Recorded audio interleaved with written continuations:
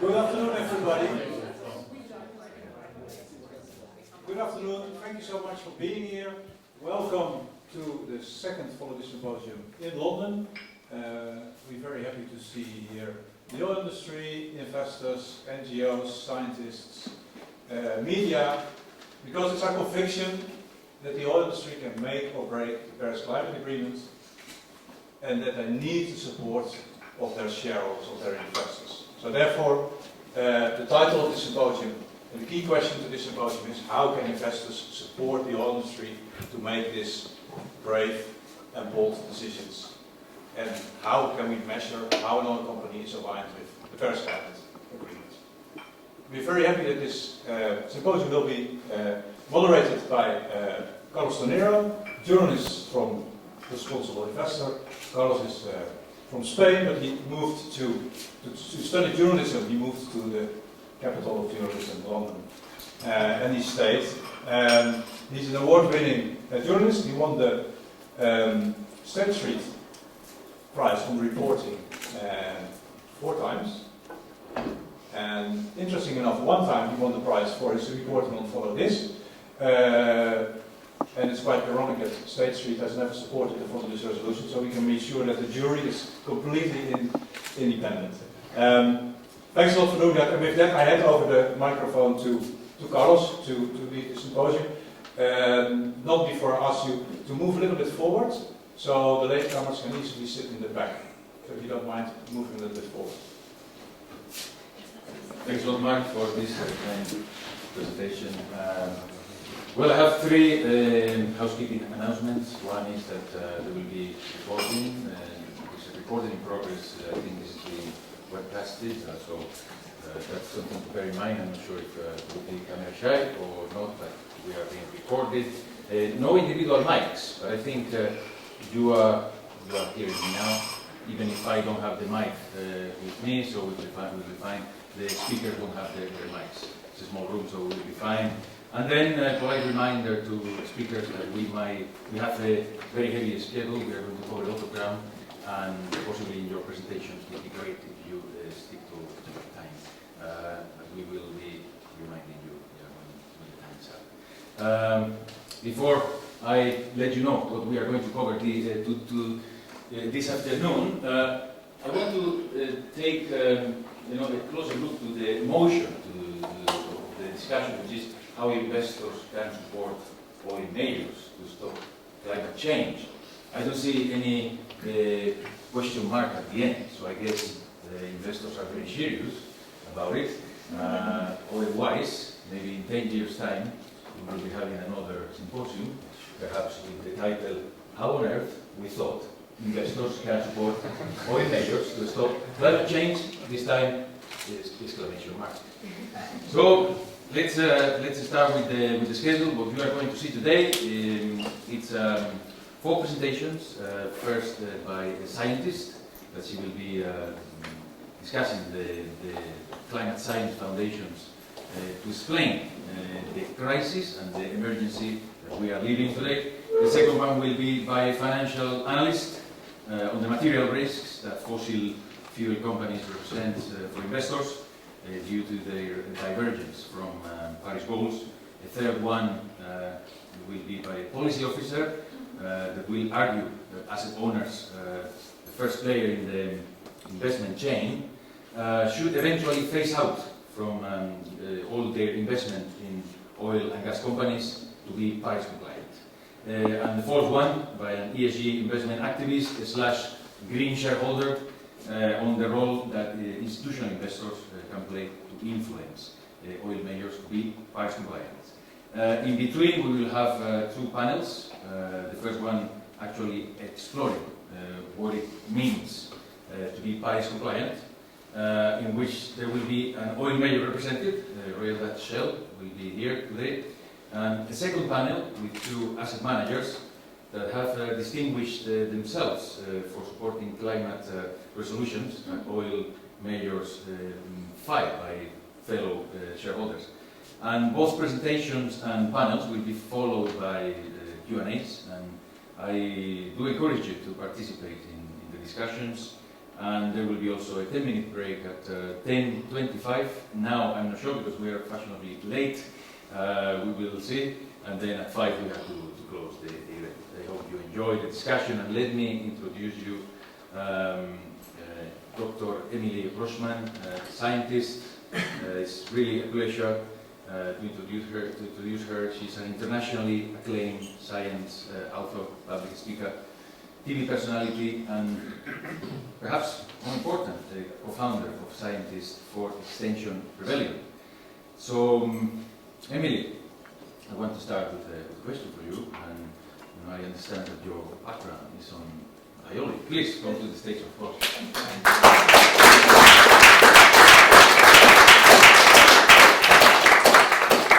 And yeah, I think it would be great if the audience knows when the shift happens from biology to climate science. And I leave it to you. Okay. Thank you. Good afternoon, everyone. It's a real honour to be here. So the question, I believe, was sort of when did the shift happen for me from doing my everyday job, my standard job. So let me tell you first a little bit about what that is. So I'm a science communicator, which basically means it's actually my fourth career.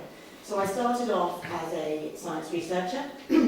I did, excuse me, I did a degree in natural sciences at Cambridge University. I then went on to do a PhD in cancer research, specialising in molecular biology and genetics. I always had a passion for theatre. So when I finished my PhD, I actually decided to shift focus for a while, and I went to drama school. And I trained as an actress and a singer. And I spent the next 8 years working in plays and musicals across London and across the country.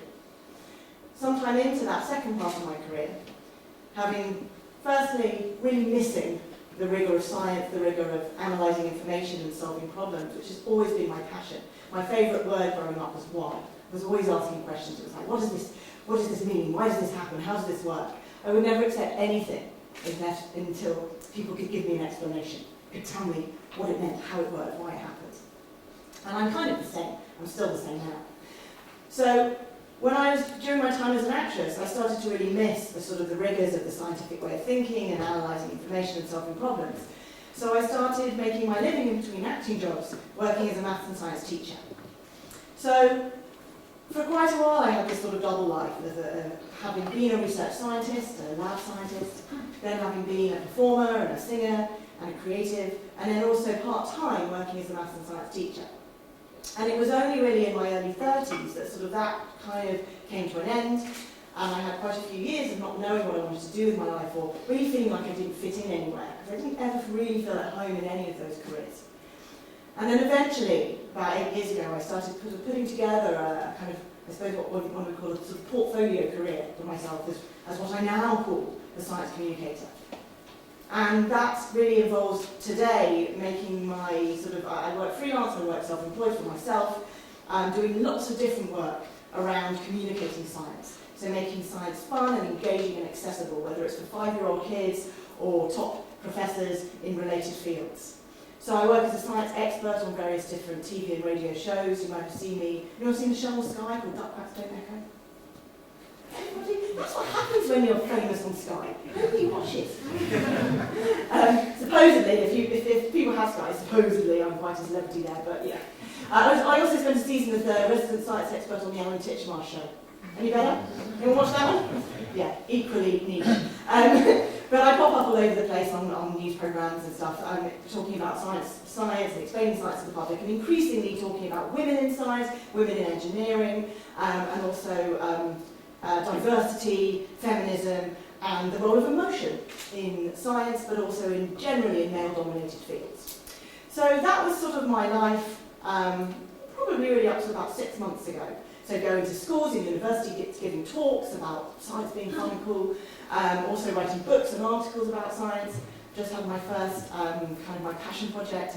My first book was published in August, which is called Brain Fizzing Facts, Awesome Science Questions Answered, which ostensibly is for children aged 7 to 13, but I am reliably told that most grown-ups want it in their toilet. Best review I've ever had. So anyway, so that was my life up to about 6 months ago, 8 months ago now.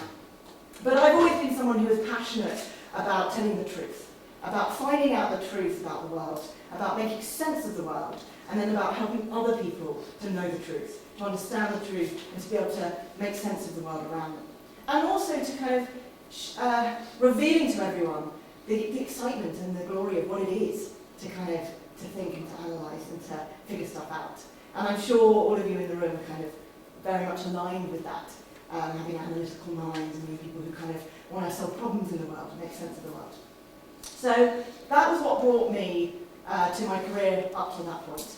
And then back in April, I happened to go along to the climate strikes, to the Extinction Rebellion protests in London, as a sort of very much as a sort of spectator. I actually went along to support my partner, who's with me today, who was leading one of the summer bands, and I thought, I'll go along and be supportive, and I supported Girlfriend. And I kind of thought, well, I knew a little bit about climate change, obviously, being a scientist, I learned about it as part of my degree.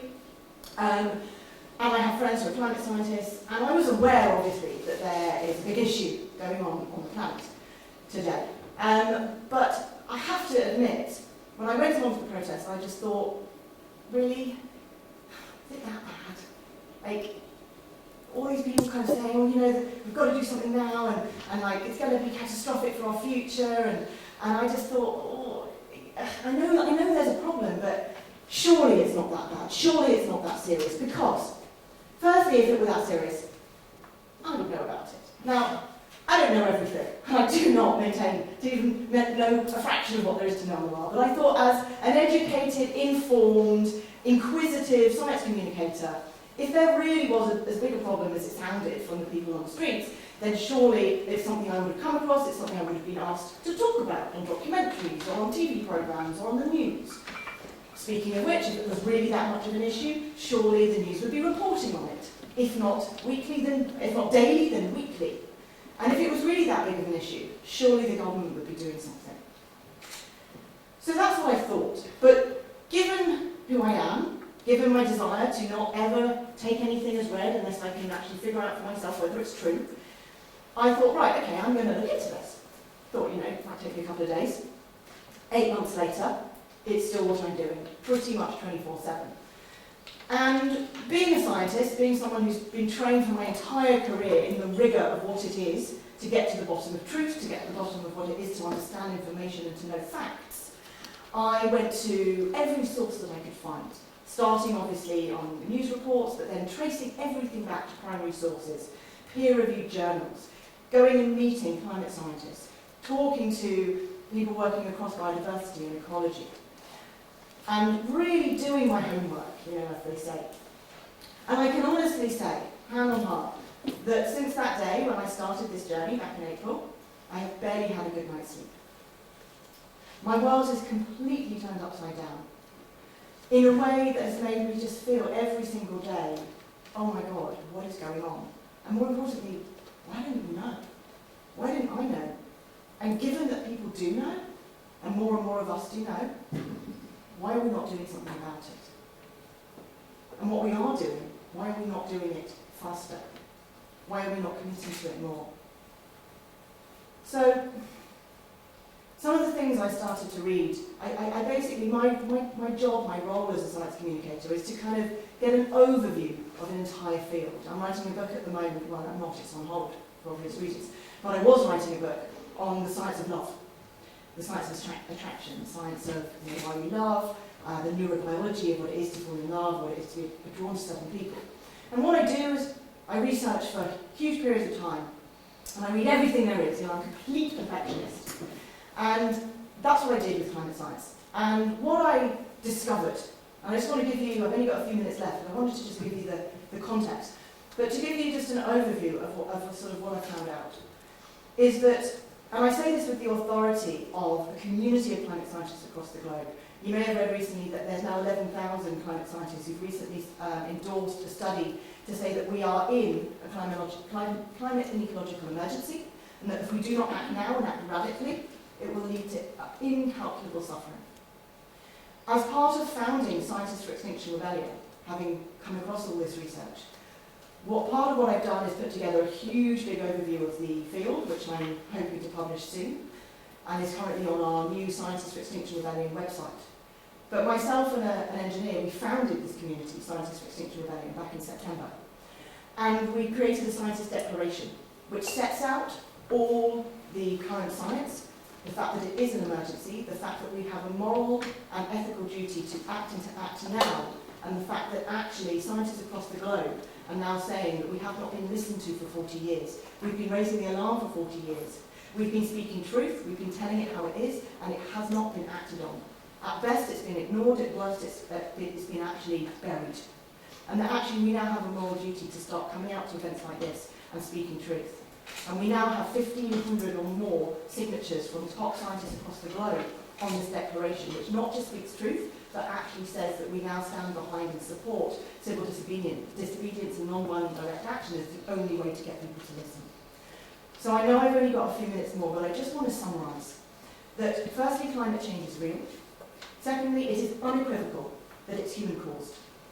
We haven't had carbon dioxide levels this high for over 3 million years. We haven't had warming on this planet this fast for over 2,000 years, and possibly ever. And it is causing catastrophic damage every day as we speak, and it's going to get a lot worse. The problem is that we don't know how much worse it's going to get and how quickly. We know it will get worse. There are countless attribution studies now to show that the extreme weather events that we're experiencing here in the UK and across the globe, hottest, coldest, windiest, most flooding, most extreme everything, are directly linked to climate change. We can never say any one particular extreme event has been caused by climate change, but we can say that the risks are 10 times, 30 times, 100 times higher, and those are the studies that are coming out. The predictions are now that by the middle of this century, the global warming, the heating that's been caused by human action, will be such that it melts so much of the ice caps, that we have so much flooding, that over 300 million people across the globe are going to be in areas that are flooded at least once a year. By the end of this century, if we don't stop now, we're going to be looking potentially towards up to a 4 degrees rise. Now the Paris Agreement has said that we have to stay within 1.5 degrees, otherwise it's going to be catastrophic for this planet. We're going to get more and more extreme weather events. It's predicted already that in the UK, the sorts of heat waves we got in 2009, this summer, well actually last summer was even worse, are going to be happening potentially every summer, if we keep going the way that we're going. That might seem nice for some of us, but think about the people who lose their lives prematurely, think about levels of air pollution. Every day here in London, every day, about 30 people die because of air pollution. 85 across the UK, every single day, and that's directly because of fossil fuel emissions. And these fossil fuel emissions are not going down. The Paris Agreement says we have to stay within 1.5. That only gives us, according to the IPCC, the UN-backed report, it only gives us a 50% chance. If we get to carbon zero by 2050, which is what has been committed to globally, but is not where we're on course to get to at all. But even if we did, which we're not on course to get to, we only have the 50% chance of staying below 1.5 degrees. That is unquestionably not what we want to be doing. To have a 66%, two-thirds chance of staying below 1.5 degrees, we're going to run out of our global carbon budget in less than 8 years in order to try and stay below 1.5 degrees. Even then, even if we stopped entirely enough to get to zero in 8 years, we still only have a two-thirds chance of staying below 1.5. Above 1.5, the situation gets terrible. We're losing our land, indirectly because of climate change, because of extreme weather. We're losing our soil. 95% of what we eat depends on healthy soil. We've already lost 50% of our topsoil because of a mixture of erosion and climate change. We're losing our animals, we're losing our biodiversity, and we need these to grow our crops. And it's predicted that the chance of having multiple failures of crops in various different parts of the world is getting higher. And very soon we could be heading towards irreversibility with this. If the Antarctic ice crumbles, which it's predicted to do at some point, we're going to tip ourselves over into irreversibility. We're also heading towards huge injustice because, of course, it's the poor who are going to suffer the most from these catastrophic impacts. Now, I need to stop. I could talk for a lot longer, and I would encourage you to please read any resources that are out there, particularly the resources on our Scientists for Extinction Rebellion website, which gives you an overview of a lot more of information like this. But I just want to finish, and there's time for questions, but I just want to finish by reiterating, that the action that's being taken here in the UK, in fact across the globe, is nowhere close to being anything close to the kind of radical action that is now needed. But you here in this room represent some of the most important people in this fight to save humanity, in this fight to save us from potential societal collapse by the end of the century. We don't know if that will happen. The point is, what we do know is scary enough. What's even scarier, as scientists, is what we don't know, but what could happen. And you in this room represent some of the best minds, some of the biggest money, some of the biggest hope that we have to make a difference. So what we need is we need to keep fossil fuels in the ground. We need to stop burning fossil fuels, ideally today. And we need to start immediately moving towards green energy, moving towards investing in things that are going to give us a sustainable future. Because if we don't, the lives of our children, our grandchildren, not just in far-flung, less developed countries, but here in the UK, will be at stake. Thank you.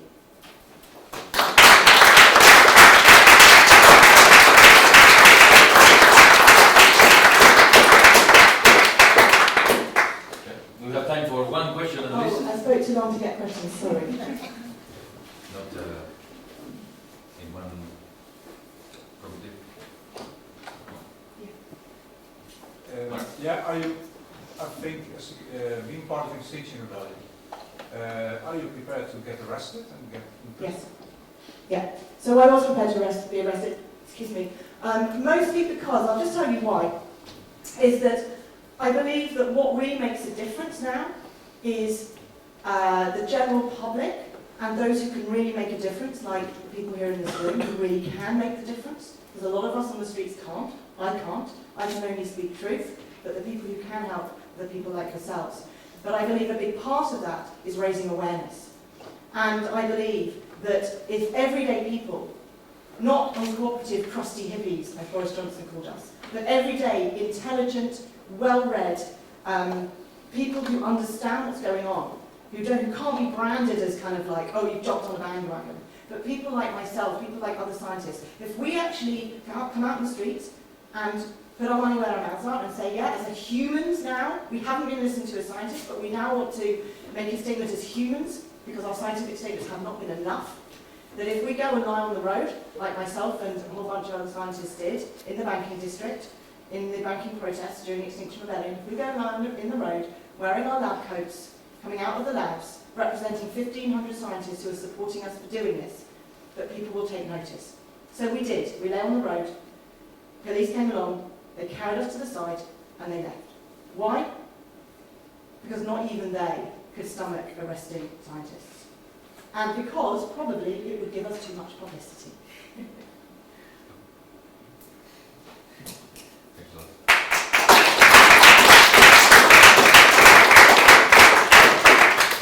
Thanks a lot, Emily, for that presentation. And next one will be Andrew Grant, Senior Analyst at Carbon Tracker, the influential think tank that investigated critical concepts in climate finance, like stranded assets and the carbon bubble. At Carbon Tracker, Andrew leads research on oil and gas and coal and mining. And he's worked on different roles and capacities in the past for Barclays Natural Resources Investments, Barclays Capital, and New Bridge Street. Andrew, hope you can join us with the presentation. Let me ask you, the microphone for you, I think, if you need it. Yeah? I could just shout. Fantastic. Yeah, I understand, Andrew, that your background is oil and gas, pure oil and gas. Not pure oil and gas, so when I worked at Barclays Resource Investments, that was mostly investing Barclays capital balance sheet and later third-party investment money into natural resources, but broadly defined. Mostly upstream, and a large portion of that was oil and gas, but also other sorts of different commodities, different minerals and metals and so forth. Right. Do you feel that you have changed perhaps sides on this? Coming from the wider financial world to Carbon Tracker? You change, more So this isn't what I use, I probably wouldn't describe myself. layman's terms. But yeah, I certainly think I have, my perspective on things have changed. So when I left, I've been at Carbon Track for quite a long time now, coming up for 6 years. When I left Barclays back in 2013, when we were financing oil and gas projects, we were financing coal mines. At the time, we were trying to go through the risks and talk about these things in the investment committee. And pretty embarrassed to say now, but we didn't really talk about things like climate change or demand threats at all. Really, it's kind of one of those things that was far in the future. And even at the time, it was thought that there would be an opportunity to get into coal, get into that, do what private equity does, build it, sell it 5 years later, and then get out, and that would still be well ahead of changes. We didn't do that, but that thesis turned out to be totally wrong. So I think that has certainly influenced my view on the shortcomings of things like our perspective looking forward and the potential to destroy value in these sectors. It's since sort of leaving Barclays and moving into Carbon Track, I've really thought about things more in terms of the fundamentals of the challenges that we have ahead of us in terms of climate. Okay, excellent. I'll kick off now. Right, I'm conscious that I've done too many slides, too much information on. That was me. So I'll try not to rattle through too quickly, but keep an eye on the core concepts. So Carbon Tracker. Thanks very much for the introduction, Carlos. We're a think tank. We look at issues, particularly around sort of energy and finance, but really with that climate change focus. So try and understand what are the limitations on fossil fuels. What does that mean in terms of, crucially, capital investors or the threats to that capital? So Carbon Tracker first sort of rose to prominence, as it were, back in 2011 or so, which was just doing a very simple bit of arithmetic. So our founder, Mark Campanale, put out a report with colleagues at the time. It was just really comparing two numbers in a pretty simple way. So first of those was what's called the carbon budget.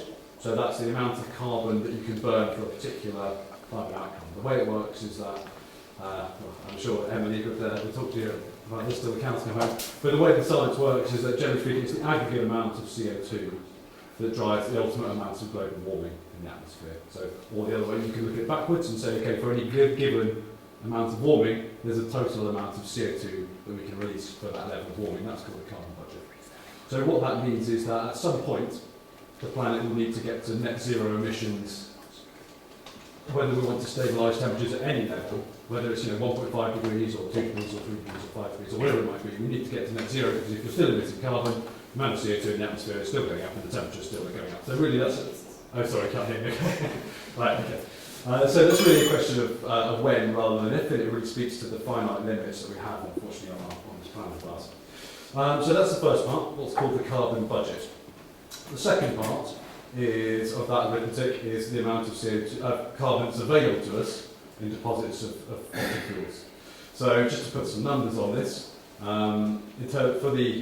for a 50% chance, again, of success on a 1.5 degree outcome, at current rates of emissions, it's about 13 or 14 years. In fact, you can knock a year off that, because this is as at the beginning of 2019, so it won't be less than that. For a 1.75 degree outcome, which you could say is well below 2 degrees under Paris potentially, it's more like 24.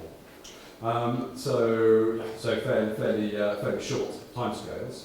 Compare that to the amount of fossil fuels we have available to us, so using BP's numbers for proved reserves, at current rates of production, proved reserves of coal would last for about 130 years, proved reserves of oil and gas would last for about 50 years each. So you can see the issue. There's more than enough fossil fuels available to us to take us well beyond our climate limits. Now these are pretty simplistic numbers, and in order to really do sort of any granular analysis and understand what it means in terms of value and companies and so forth, we need to dig a little bit deeper. But you get a picture at a global level. There are limitations on the amount of fossil fuels that we can use, and that then raises the issue of, okay, what happens to those excess fossil fuels?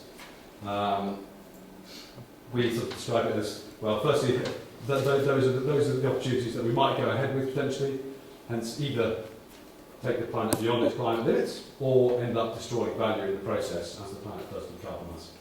So how do we approach this from a more sort of value perspective? How do we decide which projects are the ones that do go ahead? Well, we try and keep things as simple as possible. We try and look at things through the lens of the market and make as few assumptions as possible. And we just say, okay, well, supply and demand economics 101. The projects that go ahead, even in a low carbon world, are those ones that have the lowest production costs. In other words, those that are the most competitive in the marketplace. So this is what's called the cost curve. That red smooth line, smoothish looking line, is all the oil projects potentially around the world using third-party data from industry database, lined up in cost order.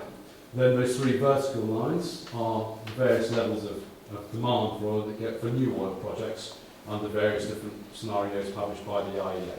So what they call the beyond 2 degrees, 1.6 degree scenario, yeah, also we estimate it as is that sort of greenish line. As you can see, it doesn't require a whole lot of new oil, as you can imagine, going ahead, and that's then delivered by fairly low-cost projects.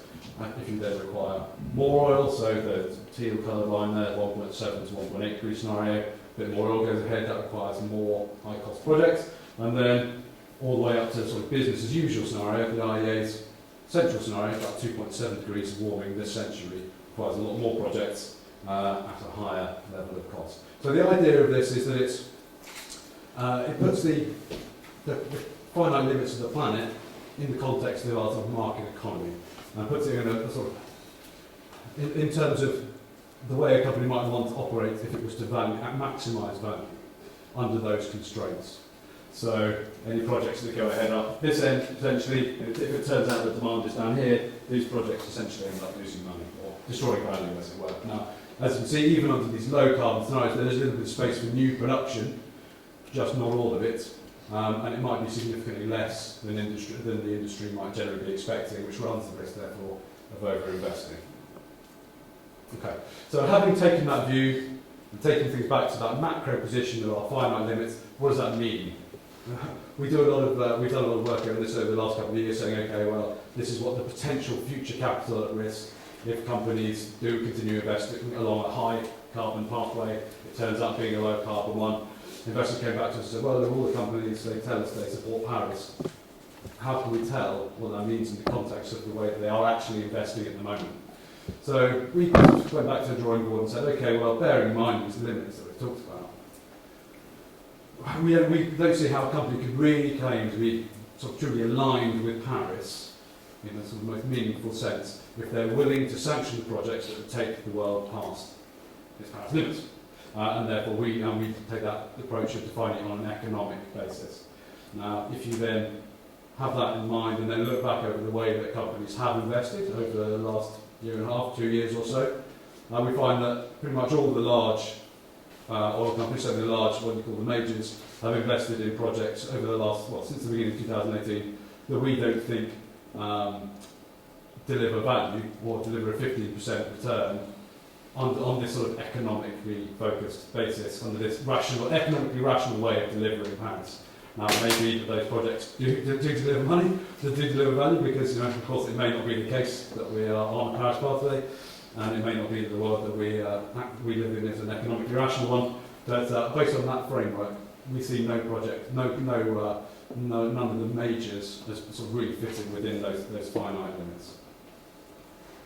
Okay, so that's the way we tend to look at a carbon tracker, has been very much focused around investment activity. And the reason for that is because we try and provide our research in a way that is useful for financial audiences, given that most of us have financial backgrounds, however, one of the things that's been very much sort of in vogue over the last couple of years has been setting targets at companies relating to emissions. So not relating necessarily to the amount of dollars they spend on fossil fuel projects, but looking at their emissions going forward and how they mitigate those. So we thought, okay, well, given that that is the case, and that is the way that the industry practice seems to be evolving, how does that fit with our logic? So we thought, firstly, our approach also works in the context of emissions. So if you're thinking of, you can either look at it either way. You can either say, okay, these are the investments that the company's going ahead with, or you can say these are the emissions that result from those investments. They're two sides really of the same coin. So when we look at companies' emissions targets, we do it again with that kind of thinking about what's the financial angle, what's the investment practice that leads to those emissions targets. Secondly, in order to look at the sort of market practice that is out there, the way that companies are setting emissions targets, we thought, okay, well, how would those have to be formulated in order to fit or to reflect those finite limits that we have as a planet? And so I think the first one we came to was that they should include all scopes of emissions, so a way that many company targets are set to look at scope 1 and 2 emissions only. So those are the emissions that relate from fossil fuel production, the extraction process, the actual business of getting it out of the ground. Companies see them as the ones that they're responsible for, and then when they produce the oil and then someone else burns it, that's someone else's responsibility. As you can probably imagine, those emissions from use, what's called scope 3 emissions, which might be when you burn gasoline in your car or whatever else, or many things that oil products are used for. Those are by far the majority of life cycle emissions for fossil fuels. So that's around about 85% or thereabouts in the world of oil and gas of CO2 emissions that are related to the end use of those products. So we thought, if you're only looking at sort of 15%, scope 1 and 2, you're only really tackling part of the problem. Okay, it may not be that you consider yourself to have responsibility for the end use of those products, but you probably have a pretty good idea of what's going to happen.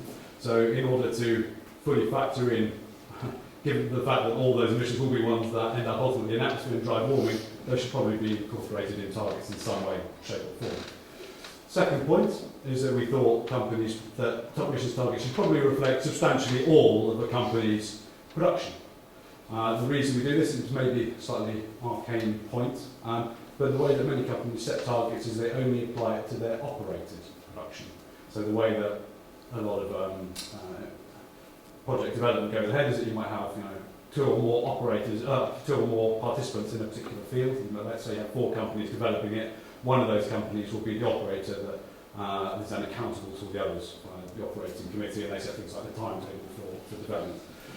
However, a lot of companies only set targets based on that production that they operate. So if you're one of the other 3 parties who isn't the operator of this field, that means even though you have an economic interest in the production in that field, it wouldn't be covered by your targets.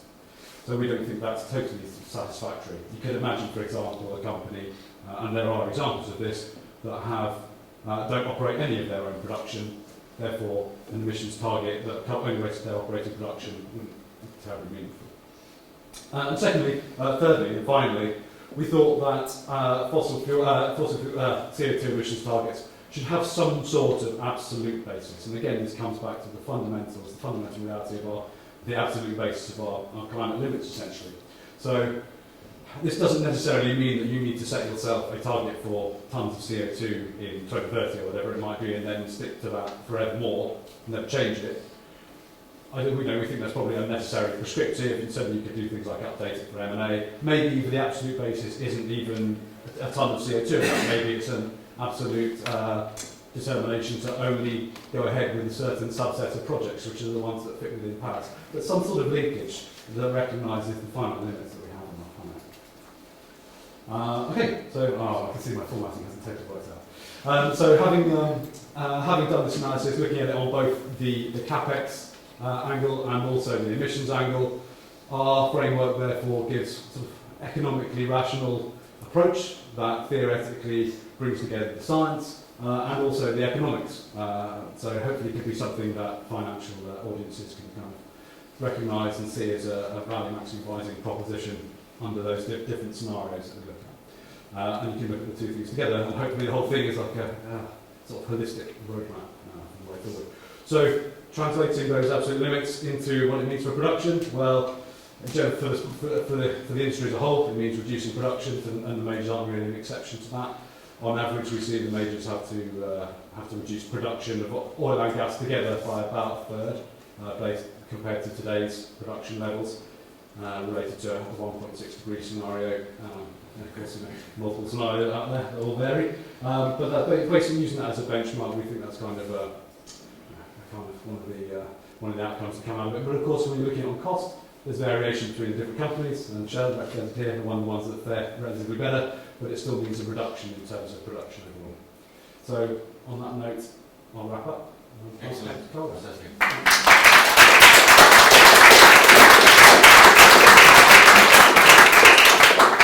Stay with us, Andrew. We are going to start the panel. If there is any question related to Andrew's presentation, we can merge it with the next panel because we are going to discuss more the same topics. And yeah, let me introduce you now. Tjerk, how's Inha? I've been practicing the whole morning. I'm not sure if I got it right. Tjerk has spent 30 years at Shell. He joined straight from the Royal Dutch Navy, I think, after completing his military service, 1989.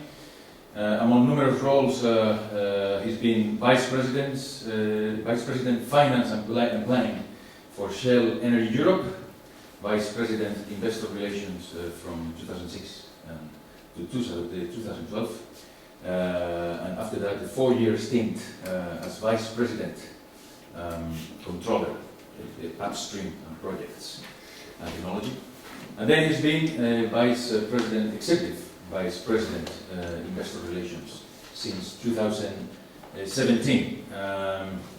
So welcome, Tjerk. Join the stage. Andrew, please take your seat as well. And Tjerk, I would like to ask you before we start, during this break, your return to investor relations, how this world has changed in the investor relations world. Did you notice anything when you came back from that break? Is this working or? Sure. Hello? Let's do this one.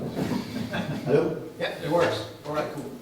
So yeah, different roles in the oil and gas industry. So fantastic to be here and talk to all of you. I think that's actually one of the things which has already changed, which is enormous amount of engagement in that whole period.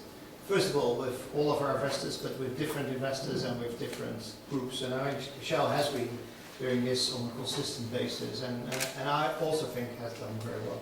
So when you look at that, interesting thing, when I joined Investor Relations again, my predecessor said, there's one thing which will be totally different from what you dealt with before, that is CO2 and climate change, because that's at the forefront. This was in October 2017. At forefront of what's happening in all of your engagements with the general public, but also with your investors. Has that been absolutely true? Enormous amount of discussions, and that with a lot of joined up engagements with our investors, whether it's retail investors or institutional investors. I think it has led to a lot of cooperation and some changes, but a lot of it has been building on the strategy which Shell had already been implemented, and that strategy has been a world-class investment case, which is very important for Shell so we can be a successful and commercial company which grows, thriving through the energy transition, really seeing that we have opportunities to thrive through the energy transition. We're taking a lot of steps there, and a strong license to operate. And those are the 3 pillars for our strategy, which we've been working on. And I think that's a sort of an interesting thing, because if you look at Shell probably 10, 15 years ago, we would have not had this thriving through the energy transition. And secondly, it was already in the minds of people and what people were doing, if you look at how we were changing already into the direction of gas. But a lot of changes have happened since then, and that's what we've been implementing, and we're still implementing. And one of the true things which I think is important of all of this is not a them and us discussion. This is everyone together. We believe that very strongly in. It's supply, it's demand, it's investors, it's the general public, and that's how you actually can battle on climate change and how we can change things. So Mark and I have already had various discussions on this. I'll go into details on this a bit later, but I strongly believe this is also one of the reasons why I'm here. Not them and us, we need to do this together. If it's just saying it is the oil industry, or it is the investors, or it's the consumers, that's not going to work. A lot of changes need to happen, and that needs to happen. And I agree with what you just said earlier, it needs to happen fast. And what is very difficult to see is that some of this stuff, whether it's governments, whether it's consumers, or in some cases the industry, and then I would say it's the industry as a whole, sometimes it's maybe not as fast as people want it to go.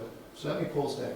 Fantastic. Another change in those years, I guess, is that in 2017, follow this was already filing resolution. So let me introduce Mark Bambal, founder of Follow This, a group of green shareholders in oil and gas companies beyond Shell. Perhaps as a landmark, we can quote that 6.3% of support that you achieved in 2017 at Shell, and then when you expanded to BP and Equinor, BP this year, you achieved 8.4% of support, despite perhaps the competition, let's call it this way, of other institutional investors, right? The Climate Action 100 initiative that filed as well, very similar resolution. Mark is a former sales manager and energy journalist, and fun fact from his biography is that he also was at the Royal Dutch Navy. I'm not sure if you met there. Maybe that's something I leave to you. I think Jack outranks me. So Mark, tell us what was the beginning of Follow This? In 2015, I think you started, and then I guess tell us just very briefly what was the I spent basically 2014 talking to a lot of people with my idea. This is what I want to do. I want to engage investors. I want to make sure investors want to support the oil industry. Let's start with Shell, and I asked a lot of people what they thought of it. I thought most people said that's a good idea, we have to do this, so I started it in 2015. In the beginning it's quite lonely because you think you have a brilliant idea, but nobody really responds to it. The best you can get in the beginning is, okay, so you want to change Shell. Yeah, that's a noble cause. That's and even more deadly was a sympathetic initiative. So in the beginning you think you have a brilliant idea, and it takes a long time before the media starts reporting on it. And I have to tell you, we're one of the first to report on it. So and then, as soon as you get some attention and you are able to file shareholder resolution, then it starts. The investors start being interested, and then it takes off. Yeah, but it takes a few years. Right. Fantastic. We are going to structure this panel in two statements. Is it possible to see them in the screen?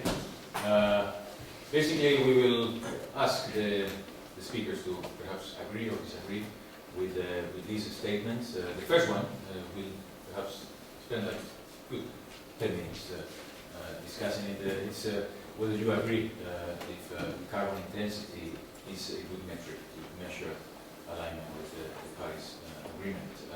Perhaps some of you want to remind the audience the difference between carbon intensity and absolute emissions, just in case.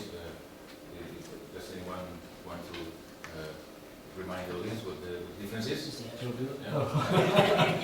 I thought I would call myself more expert than you guys. Shall I combine this with my answer? Shall I start first as well? And shall I phrase it? Exactly. Yeah. Okay.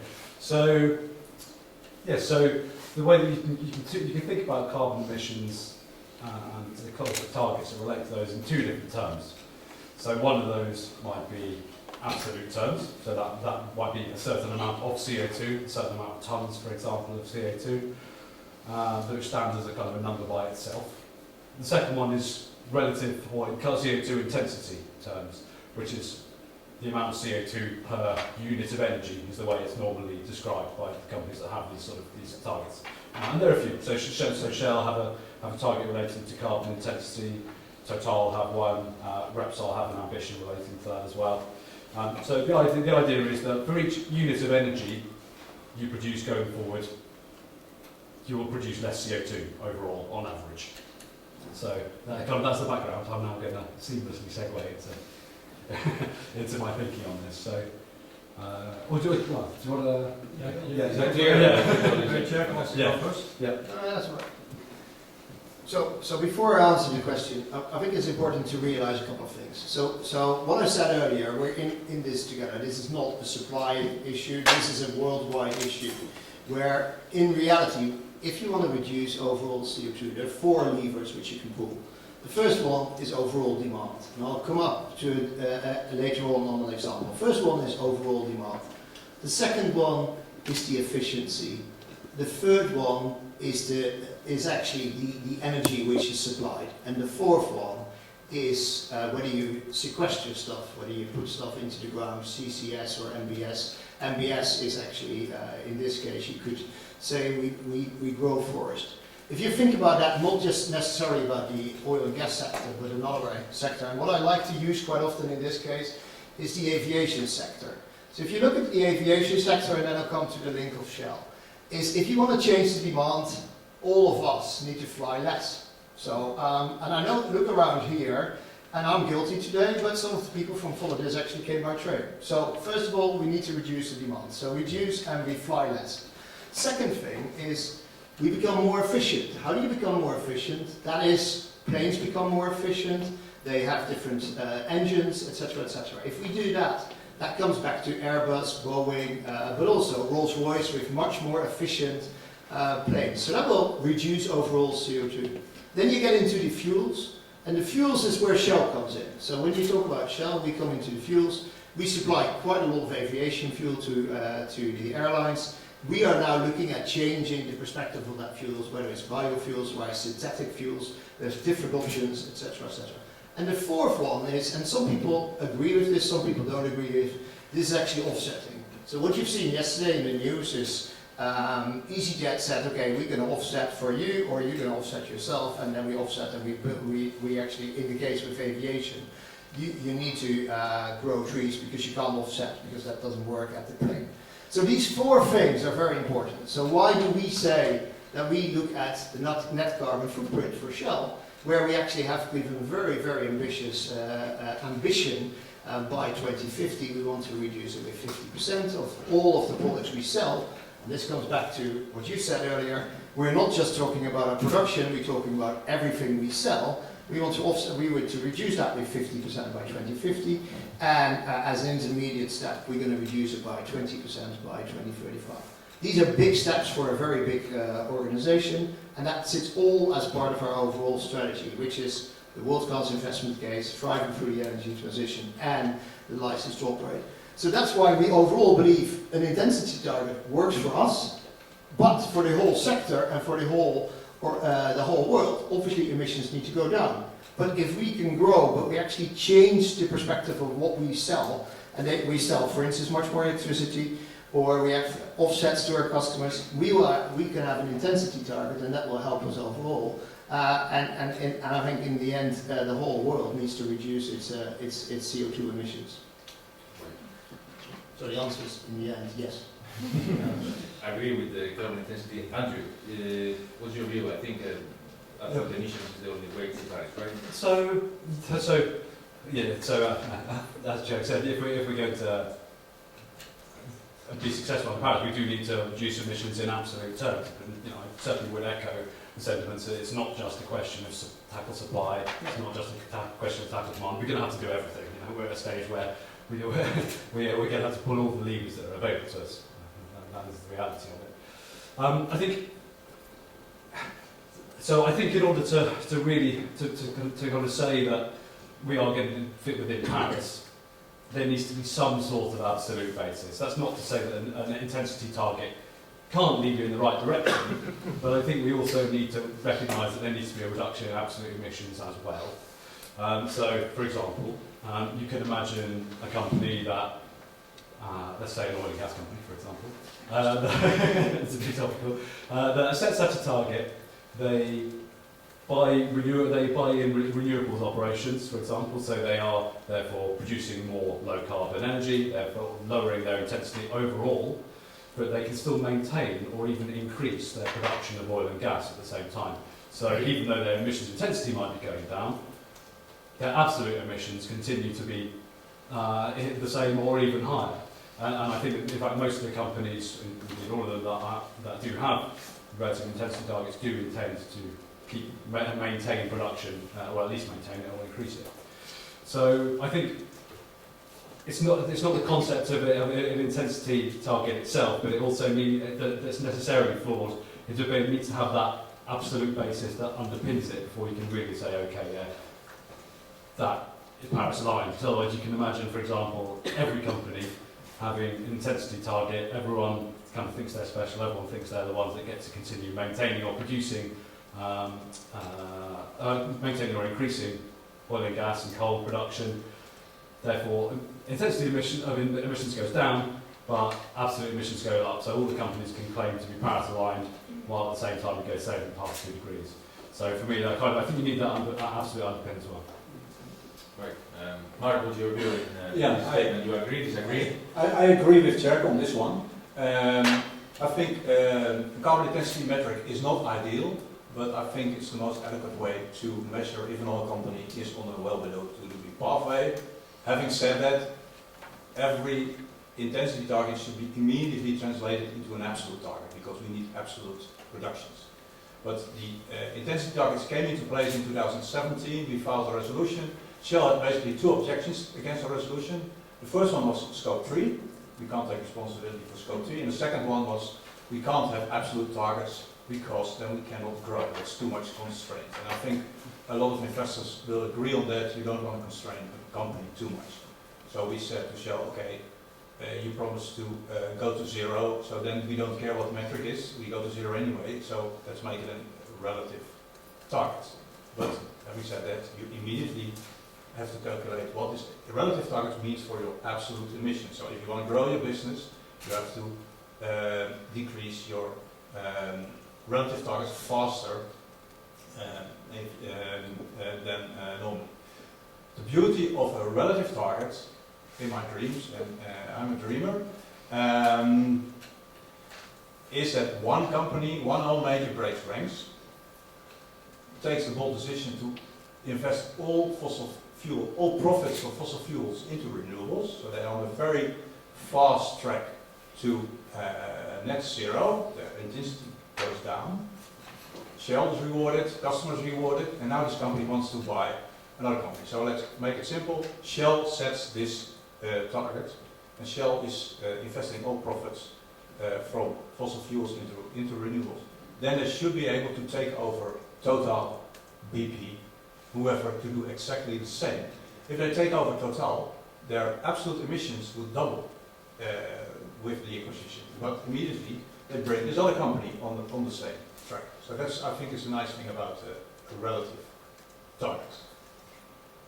Right. Andrew, is there anything that you would like to challenge from this dominant position, this statement?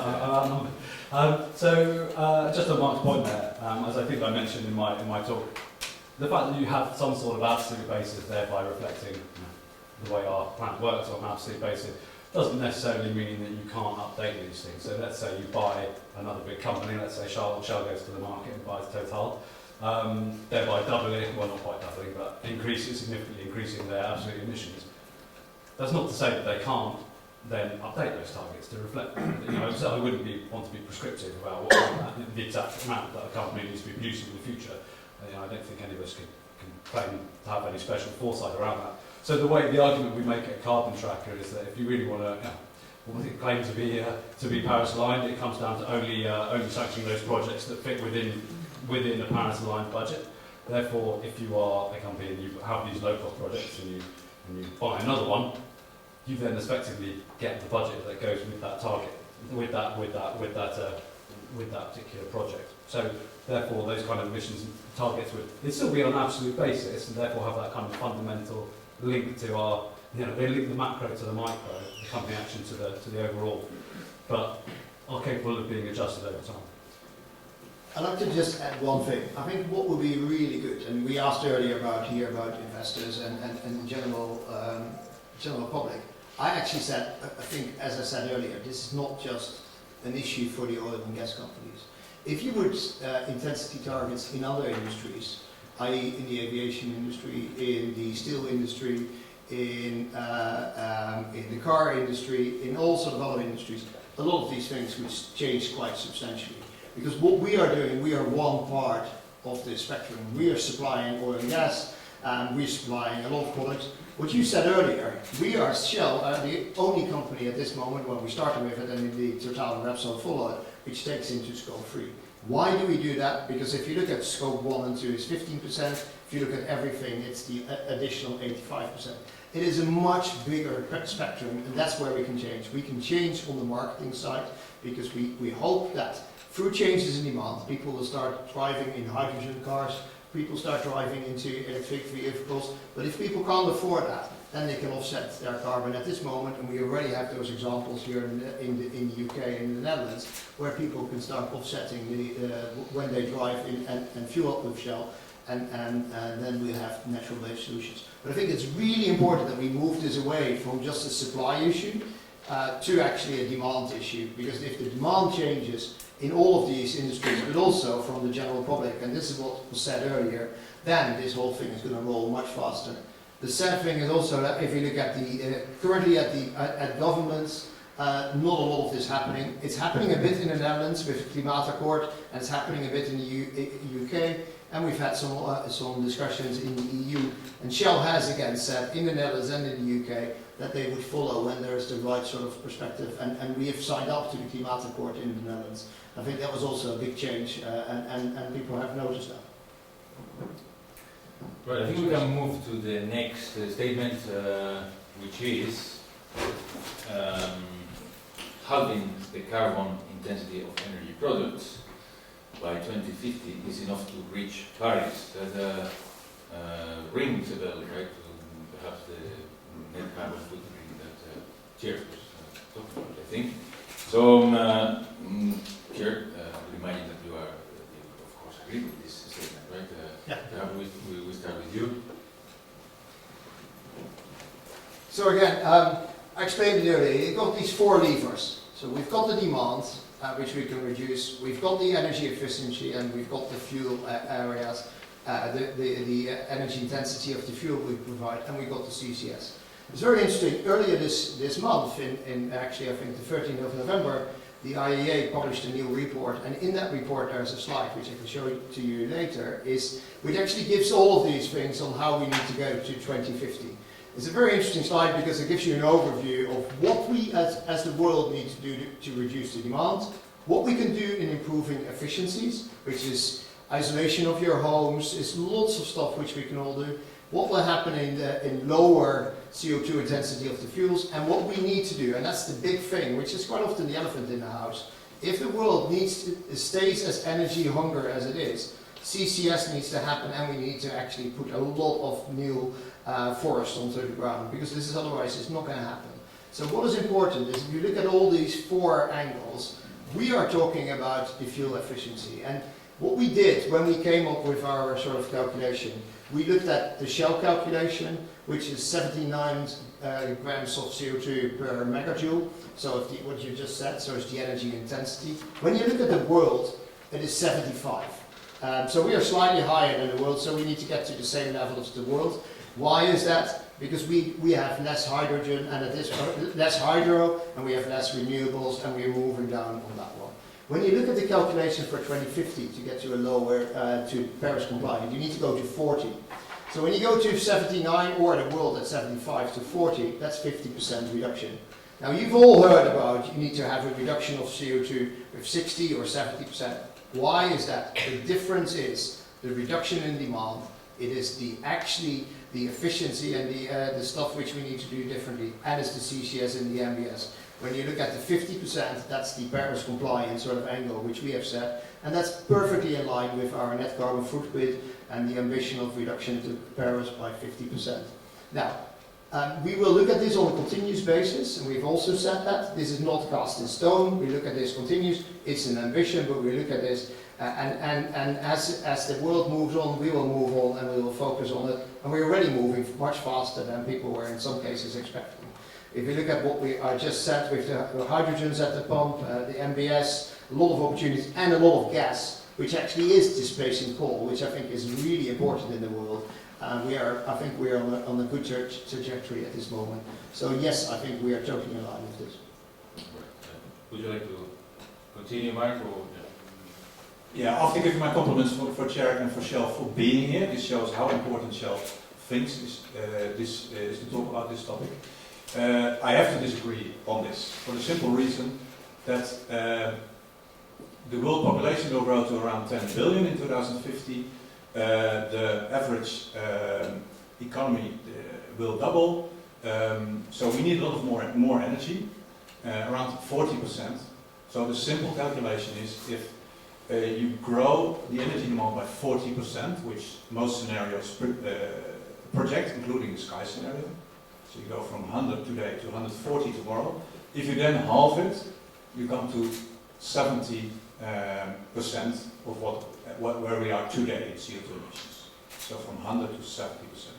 When we look at IPCC scenarios, and then we look at the lower 2 degree scenarios, these are over 50 scenarios, we take the median, we need to go to at least 70% reduction, and preferably, let's not forget, the ambition of Paris is 1.5 degrees, 100%. So the world needs an absolute reduction of 70 to 100%, and Shell, how industry-leading their promises are, more leading than any other oil major, it's unfortunately not enough. 30%, a reduction of 30%, an absolute reduction of 30% is far beyond the 70% reduction we need. So that's the, no, it's not short, but that's the key metric. There's some other things which I can add to that.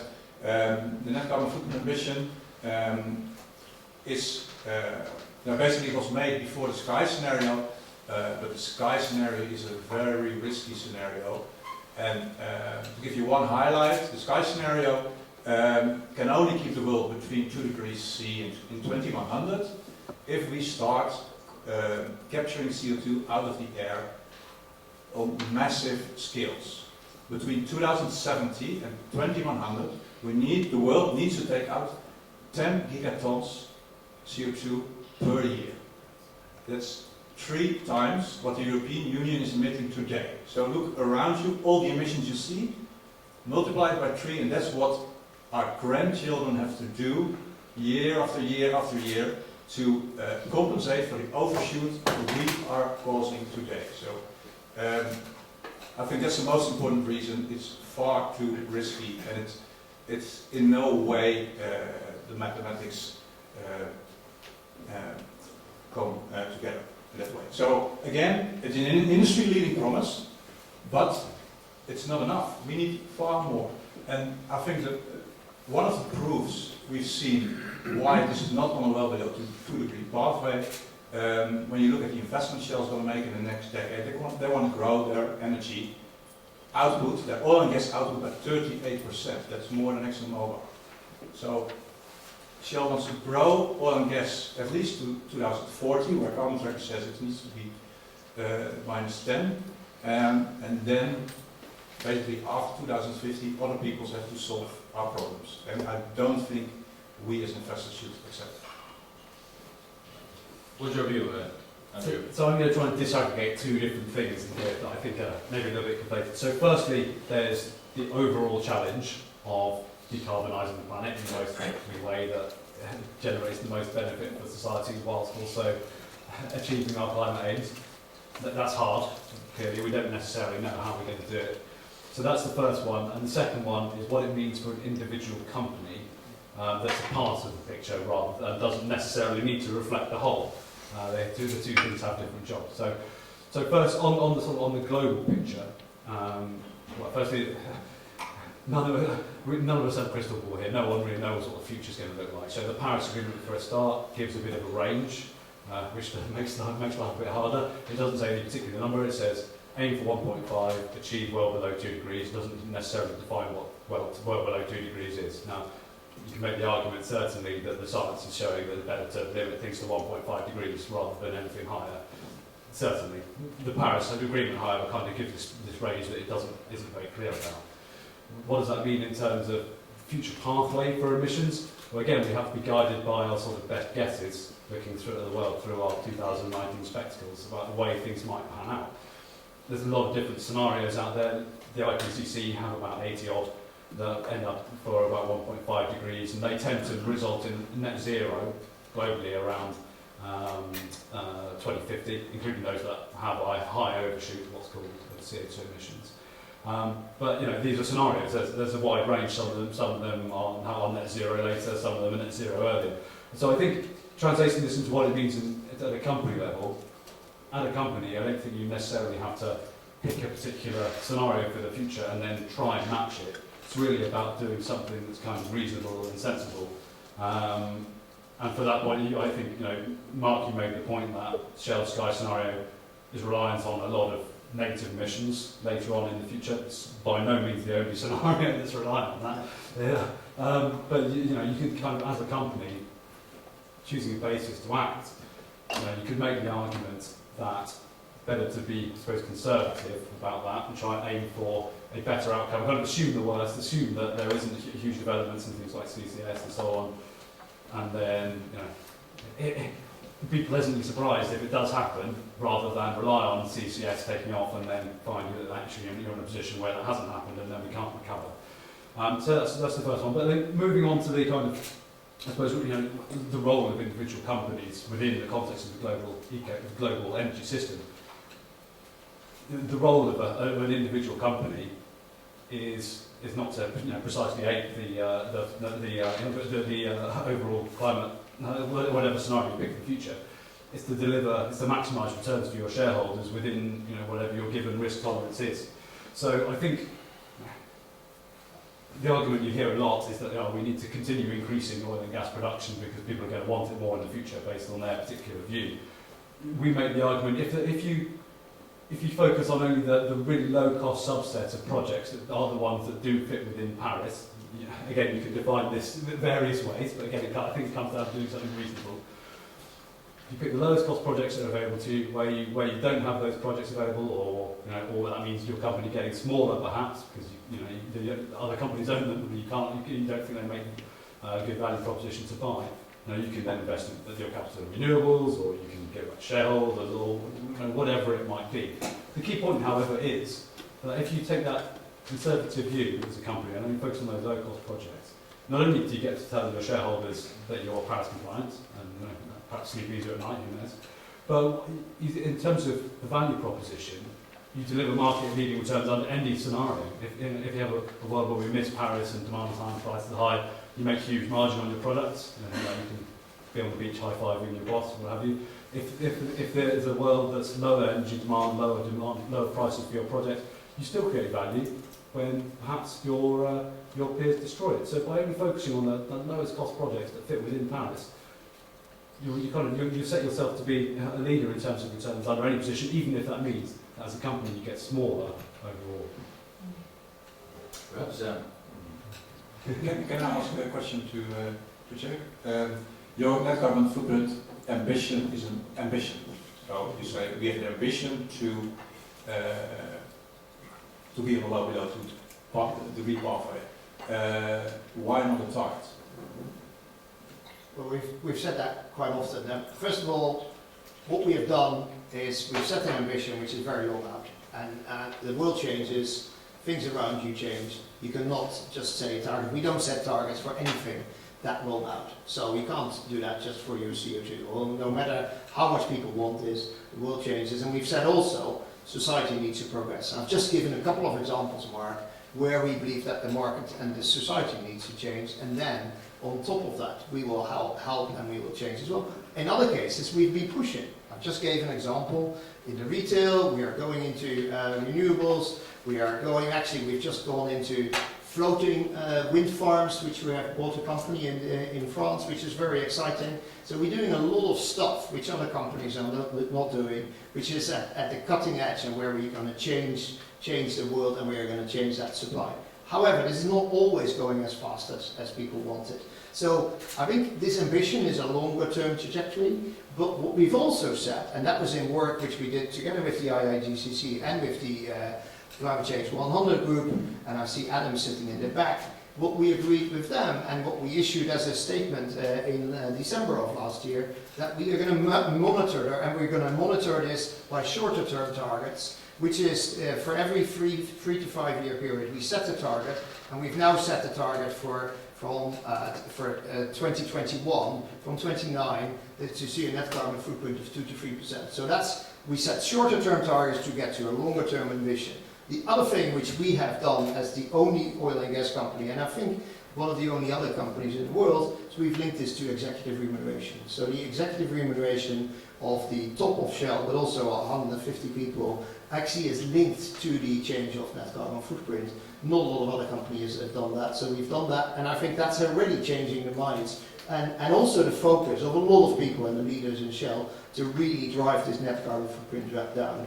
So I'm here to have all of these discussions with you, but you as investors, I think also roll this out into other companies and into other sectors, because that's actually how we're going to make a huge change, and we actually have done already quite a lot.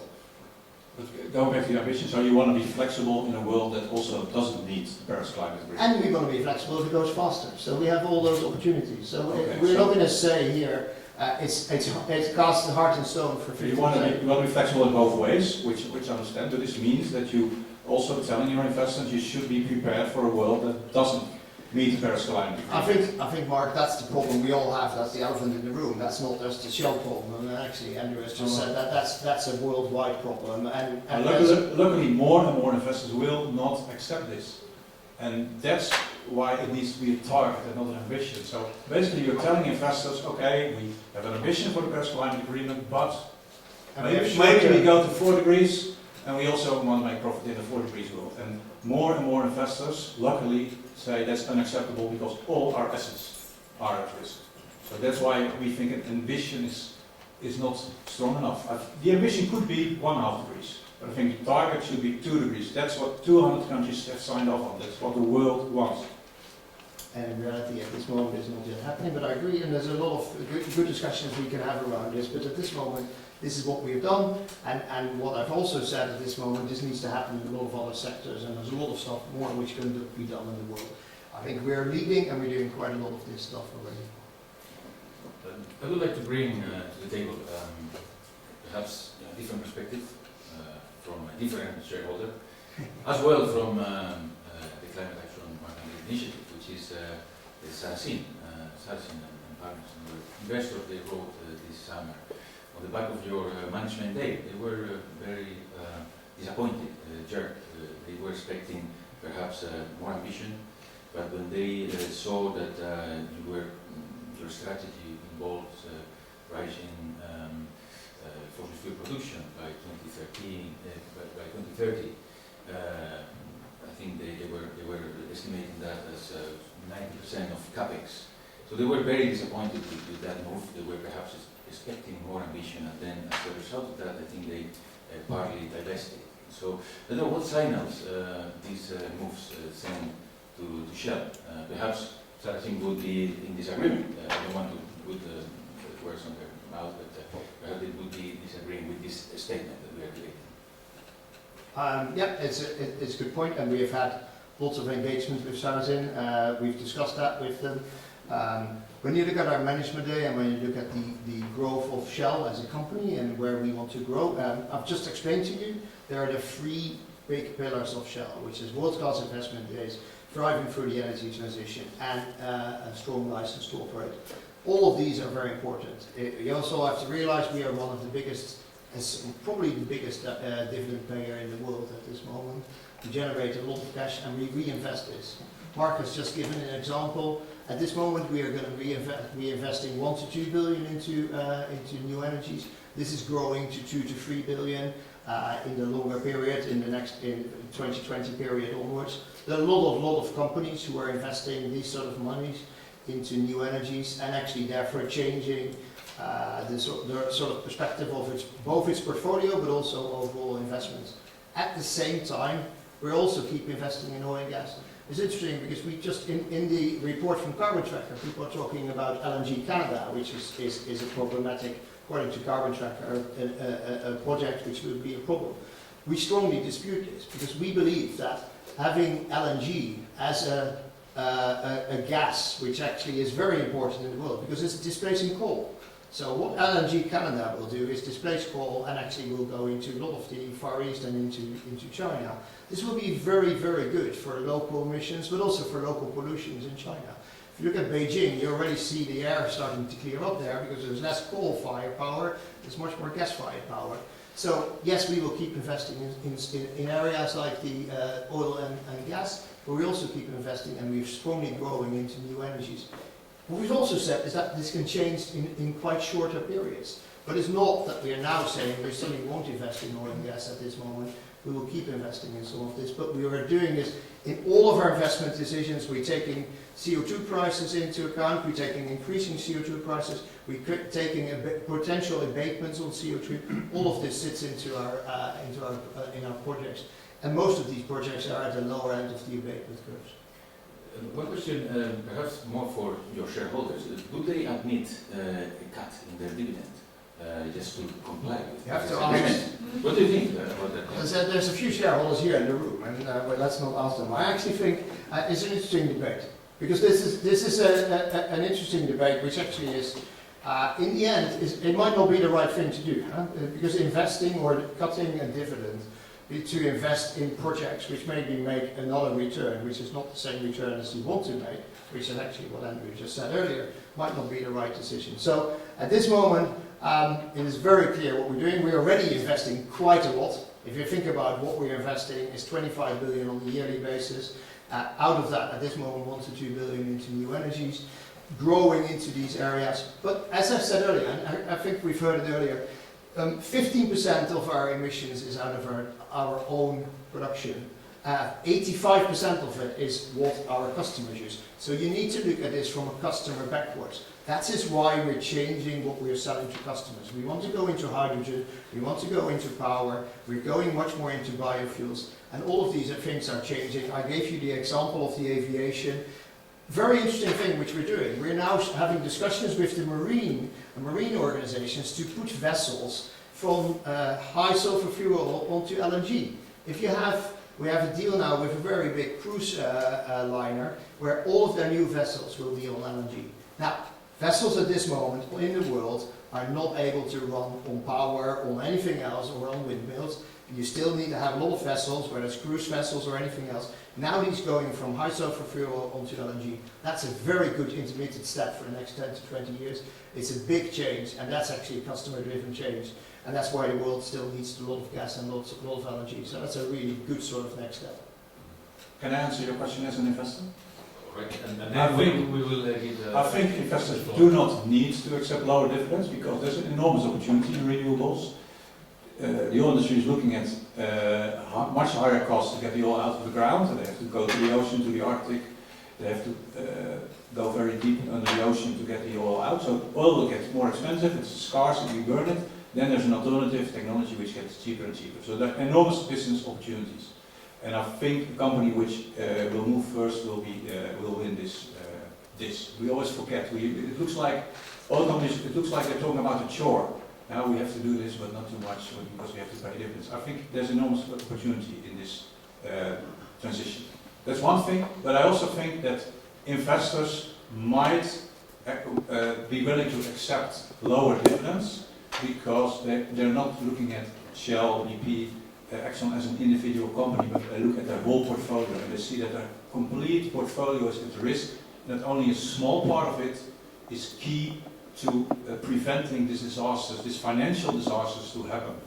So that's why they might be able to accept it, but I don't think it's necessary. Questions from the Yes, audience? please. That's just a few. Who wants to hand out the mic? Or shall I do myself? Please say Thank you. who you are. Yes, so question for Chair, as a Shell investor also. So I understand that Shell has still huge investments annually in fossil fuel, I think around about 20 billion probably, with long lead times. I also understand your strategy with the 4 levers, but I think part of that is relying on not proven technology yet, like carbon capturing and storage. So how do you go about that in terms of when looking at your investments? How are you sure that those will not lead to a lot of impairment risks in the future and stranded assets? Considering the fact that things is uncertain, your lead times are long, and you're not sure what's going to happen. Yeah, very good question. I think overall we do a tremendous amount of scenarios. As you know, probably I think John told me earlier today is that This is the 50th year that Shell does its scenarios. Some of them have been good, some of them didn't work out, but I think overall we do a lot of scenarios, and based on those scenarios we test our investments. When you look at some of these investments, and I just gave you LNG Canada, these are long projects, 30, 40 years. We go out there and we look at CO2 prices, we look at abatement opportunities, but we also look at will there be need for LNG in the next 30 to 40 years. I've just given you an example, and when you look at all of the statistics which you see, gas will be needed for the next 30 to 40 and maybe 100 years. Now the question is what you do, whether you actually then take the CO2 out, but gases will be needed, and I just also gave you explanation on how that's offsetting coal at this moment. Shorter term in oil, in some cases we have shorter lead times. If you go into deep water, some of these projects are with us 5, 10, 15 years. Also on the oil side, that works at this moment, but they have lower cost curves, but also they have CO2 prices associated with it. Longer term, as I said earlier, a lot of investment in the customer end, and that's actually where we're going to make a big difference, and not necessarily in just looking at our own production. A lot of stuff will happen on the customer end. Fantastic, that's good. Thank you there. Another question would be great if they are brief questions and brief answers as well. Pegger Pride, responsible investor. Thank you firstly for the panel for the interesting insights. There was a prominent piece by a climate scientist, Michael E. Mann, recently, calling the arguments on demand side reduction a stalling tactic and a form of climate denial by the fossil fuel industry. I'd like to hear the panel's thoughts on that. You want to go on that? Thought about the short answers. So the way a lot of the debate has been framed has been around demand. So the oil and gas companies, or whoever it might be, coal companies, whoever else can just kind of say, well, no, you've got to take care of demand, and then we'll just be a passive agent in this whole thing, and we'll respond to whatever the market is telling us. We think that misses quite a big part of the picture. Clearly, it's important to tackle demand. if we tackle demand and we don't, if we tackle supply and we don't tackle demand, then we'll have price spikes and political problems and all sorts of issues. However, if we tackle demand but don't tackle supply, then you have the opposite problem. You have potentially an excess of fossil fuels, which then means lower prices and undermines the effects of regulation. So, for example, if coal is particularly cheap because there's loads of it around because no one's not using very much, that then undermines the effect of, let's say, CO2 taxes in countries that import it. So I think really it's important to do both. Briefly? No, I actually think it's what I said earlier. You need to do both, and we're trying to tackle both, and especially we're trying to change the demand. But we're also working with a lot of industries to change that demand. I just gave you the examples on the shipping, gave the examples on aviation. We start to look at trucking. If you get more trucks on LNG, that will make a difference as well. Again, a lot of this stuff is not easily solved, and you need to do both.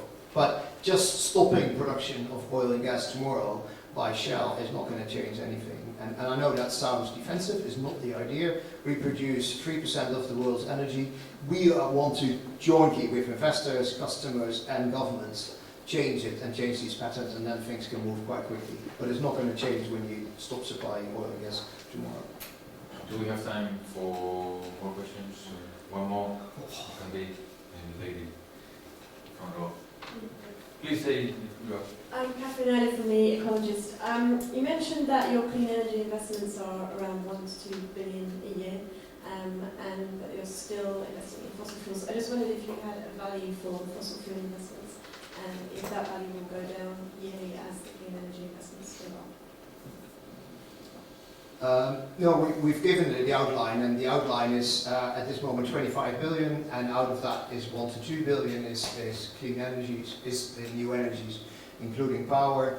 When you look at our outline for 2020 up to 2025, we're talking about 25 billion to 30 billion, and out of that is 2 to 3 billion is into new energies.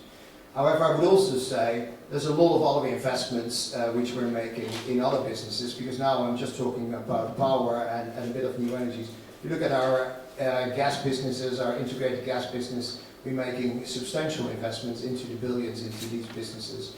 I would argue that's actually going to help quite a lot on climate change, and I gave a couple of those examples already. short answers, so that's why I want to stick.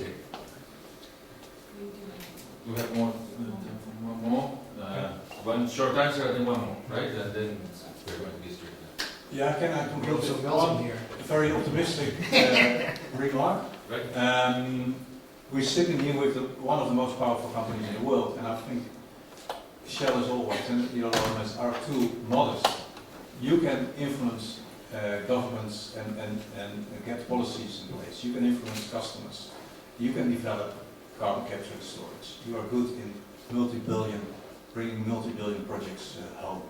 And so, yeah, we'll keep it short. Apparently, we, the shareholders, have more trust in you than you have in yourself. You can do this, but more importantly, you need to do this to make sure that we, our children and grandchildren, live in a decent world, and our investors still have their money. I think we have more trust in you than you have in yourself. I have a lot of trust in ourselves and a lot of trust in Shell as a company. We've been successful 100 plus years. I believe what I said earlier to you. I have also a lot of trust in cooperation and working together with shareholders. I gave a couple of examples already and what we have done. The thing which I've said is this world needs to not just only work with Shell, where we are talking to governments and we're talking to customers, we're changing customer behaviors. You as investors need to move into discussing this with quite a lot of the other oil and gas companies, and the most interesting debate will even be with the ones which are not quoted, so how we can do that. And on top of it, I would also say you need to start doing this, as I've said a couple of times earlier, into other sectors. It is not just an oil and gas problem, it is demand. And I gave you a couple of those examples already, and then this whole thing will move very fast, and I think we'll get into a much better world. But that's what I would say, and I have a lot of trust in Shell, but also in the cooperation with yourselves and quite a lot of other people around the table here, and that has been already quite successful. So the message is, we have a successful company, we have a successful strategy, but we're also listening and want to do this together. I think we have time for last question. You say that the whole time now. I know. I don't know whether that's the role of what you are, but shall I actually? I'm curious if the audience can make up their mind of this statement after this discussion. I'm very curious. Maybe you can ask that. That's the last question to the audience. Last one, eh? That's for sure. What time should we? We're starting to melt here, so we need to. Very much not a them and us question. I appreciate Shell for being here when a lot of us would rather be asking these questions of some of the other more laggard companies. But investors have to make tough decisions, asset owners have to make tough decisions. Rarely in a transition do incumbents make the transition. They don't do the technological switch well, they don't go into managed decline. I was wondering if any on the panel, or even in the audience, could come up with examples of industries where this has happened. I'm scratching my head for them. I'll give you one, and then we'll go to Mark. I actually think, if you look at the LNG business, which Shell has delivered, which comes out of stranded gas in Africa and other places, we actually have transformed that, and it's a very, very successful business. You could say that is actually part of oil and gas, but if we would have not had the LNG business worldwide, the world would look totally different, and we would have much more coal being used at this moment, and Shell would be a totally different company. I think over a long, long period we have changed continuously, and as I said earlier, 100 plus years, and we'll see how we can further change. But yeah, you're right, there are examples where that hasn't worked. In the end, we have a lot of capabilities which will help through the energy transition, whether it's R&D, technical, trading, but also from a customer end, how do we deal with our customers? And that will all be very helpful in the energy transition. So I have a lot of faith that we can do it. I'm looking for ones that's a bit better than LNG, because the emissions that go alongside LNG make it quite similar to coal. Yeah. So. This question is often asked in this debate, and I think the normal course of history is that incumbents, when there comes a disruptive innovation, and renewables are a disruptive innovation, incumbents are far too slow and will go bankrupt. That's the normal course of history. And this will also happen if investors do not support, compel, and maybe force the oil industry to change. Because we cannot afford this normal course of history, because they will go bankrupt, but it will take another 3-4 decades in which they will drag the world with them into bankruptcy. So we cannot afford it. But it's it's the biggest challenge of this energy transition to get the incumbents to change. Because like with Kodak, I didn't care that Kodak went bankrupt. The world didn't depend on it, and now the world depends on it. Great. We leave there, and then we will have a break until Let's skip the break. No, that's not. 5-minute break. 5 5 minutes. minutes. Health and safety. 5 minute break. Yeah. Thanks a lot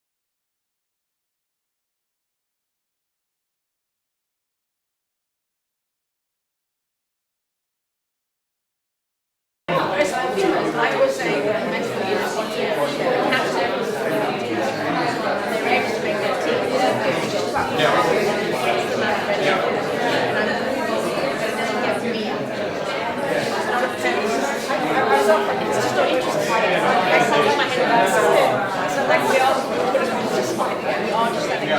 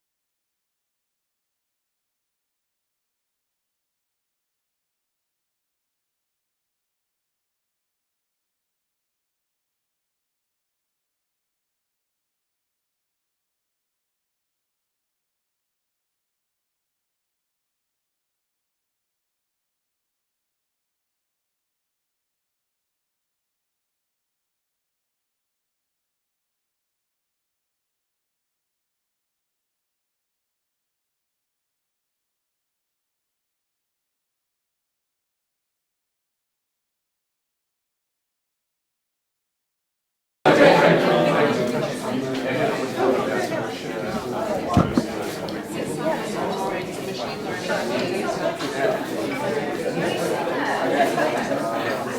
afternoon, please take a seat.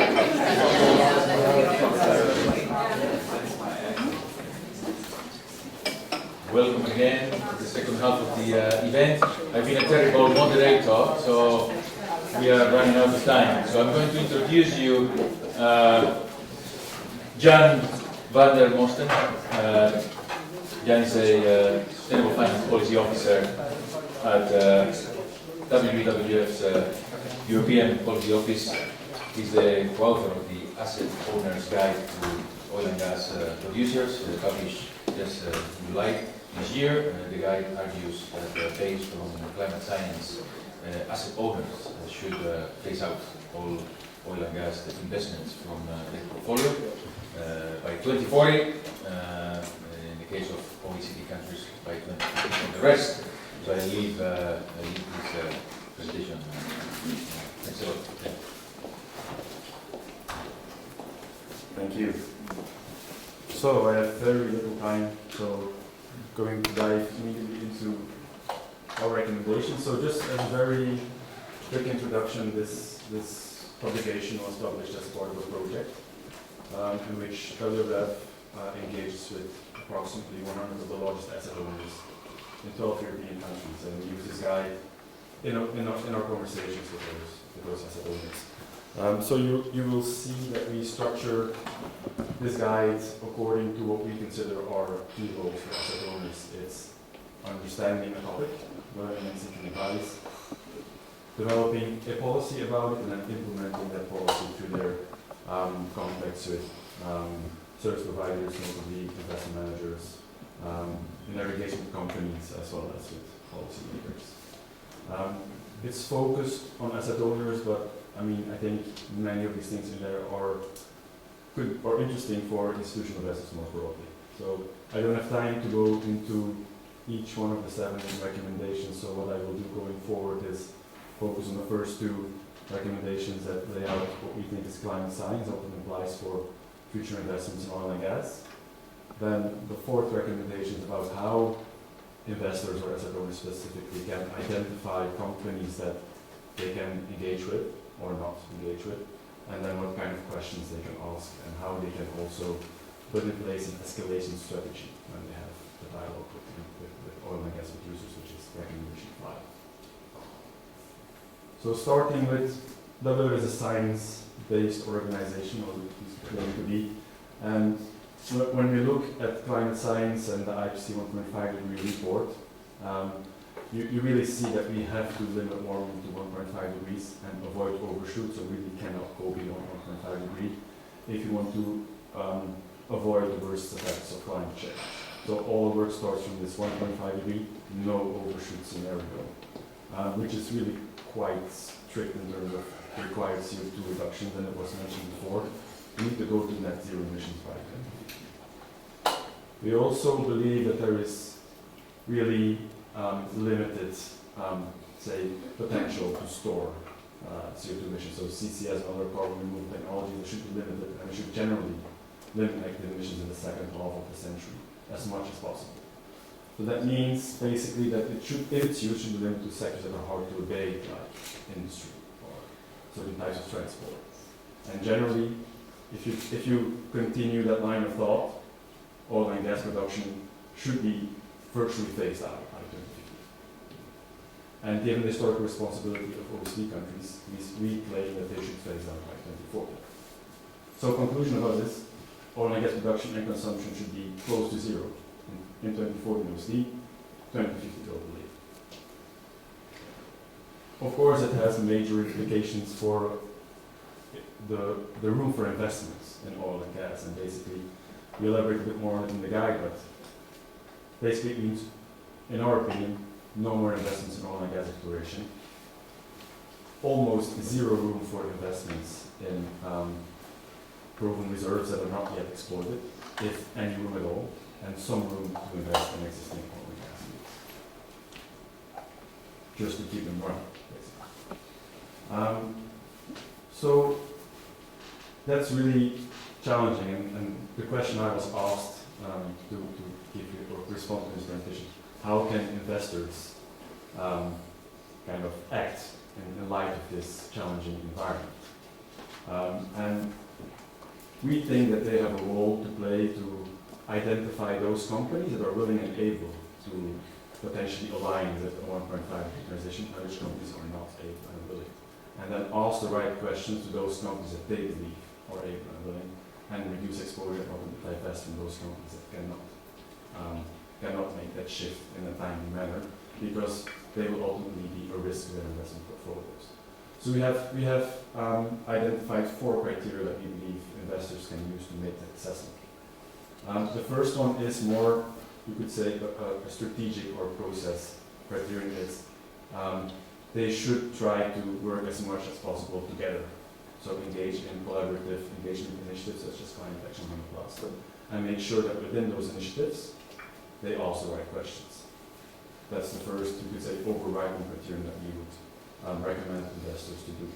Then we have 3 criteria that talk more about assessing the strategy of oil and gas major. The first one is, of course, to what extent is this company exposed to climate-related financial risks? And Andrew before talked about cost risk. Obviously, it's a very important one, but we think there's 2 other types of risks that an investor should look at. It's the carbon risk. How high carbon is the oil and gas field that a company is investing in? Tar sands is much more high carbon. LNG is much more high carbon than other types of oil and gas. Also, other ESG risks.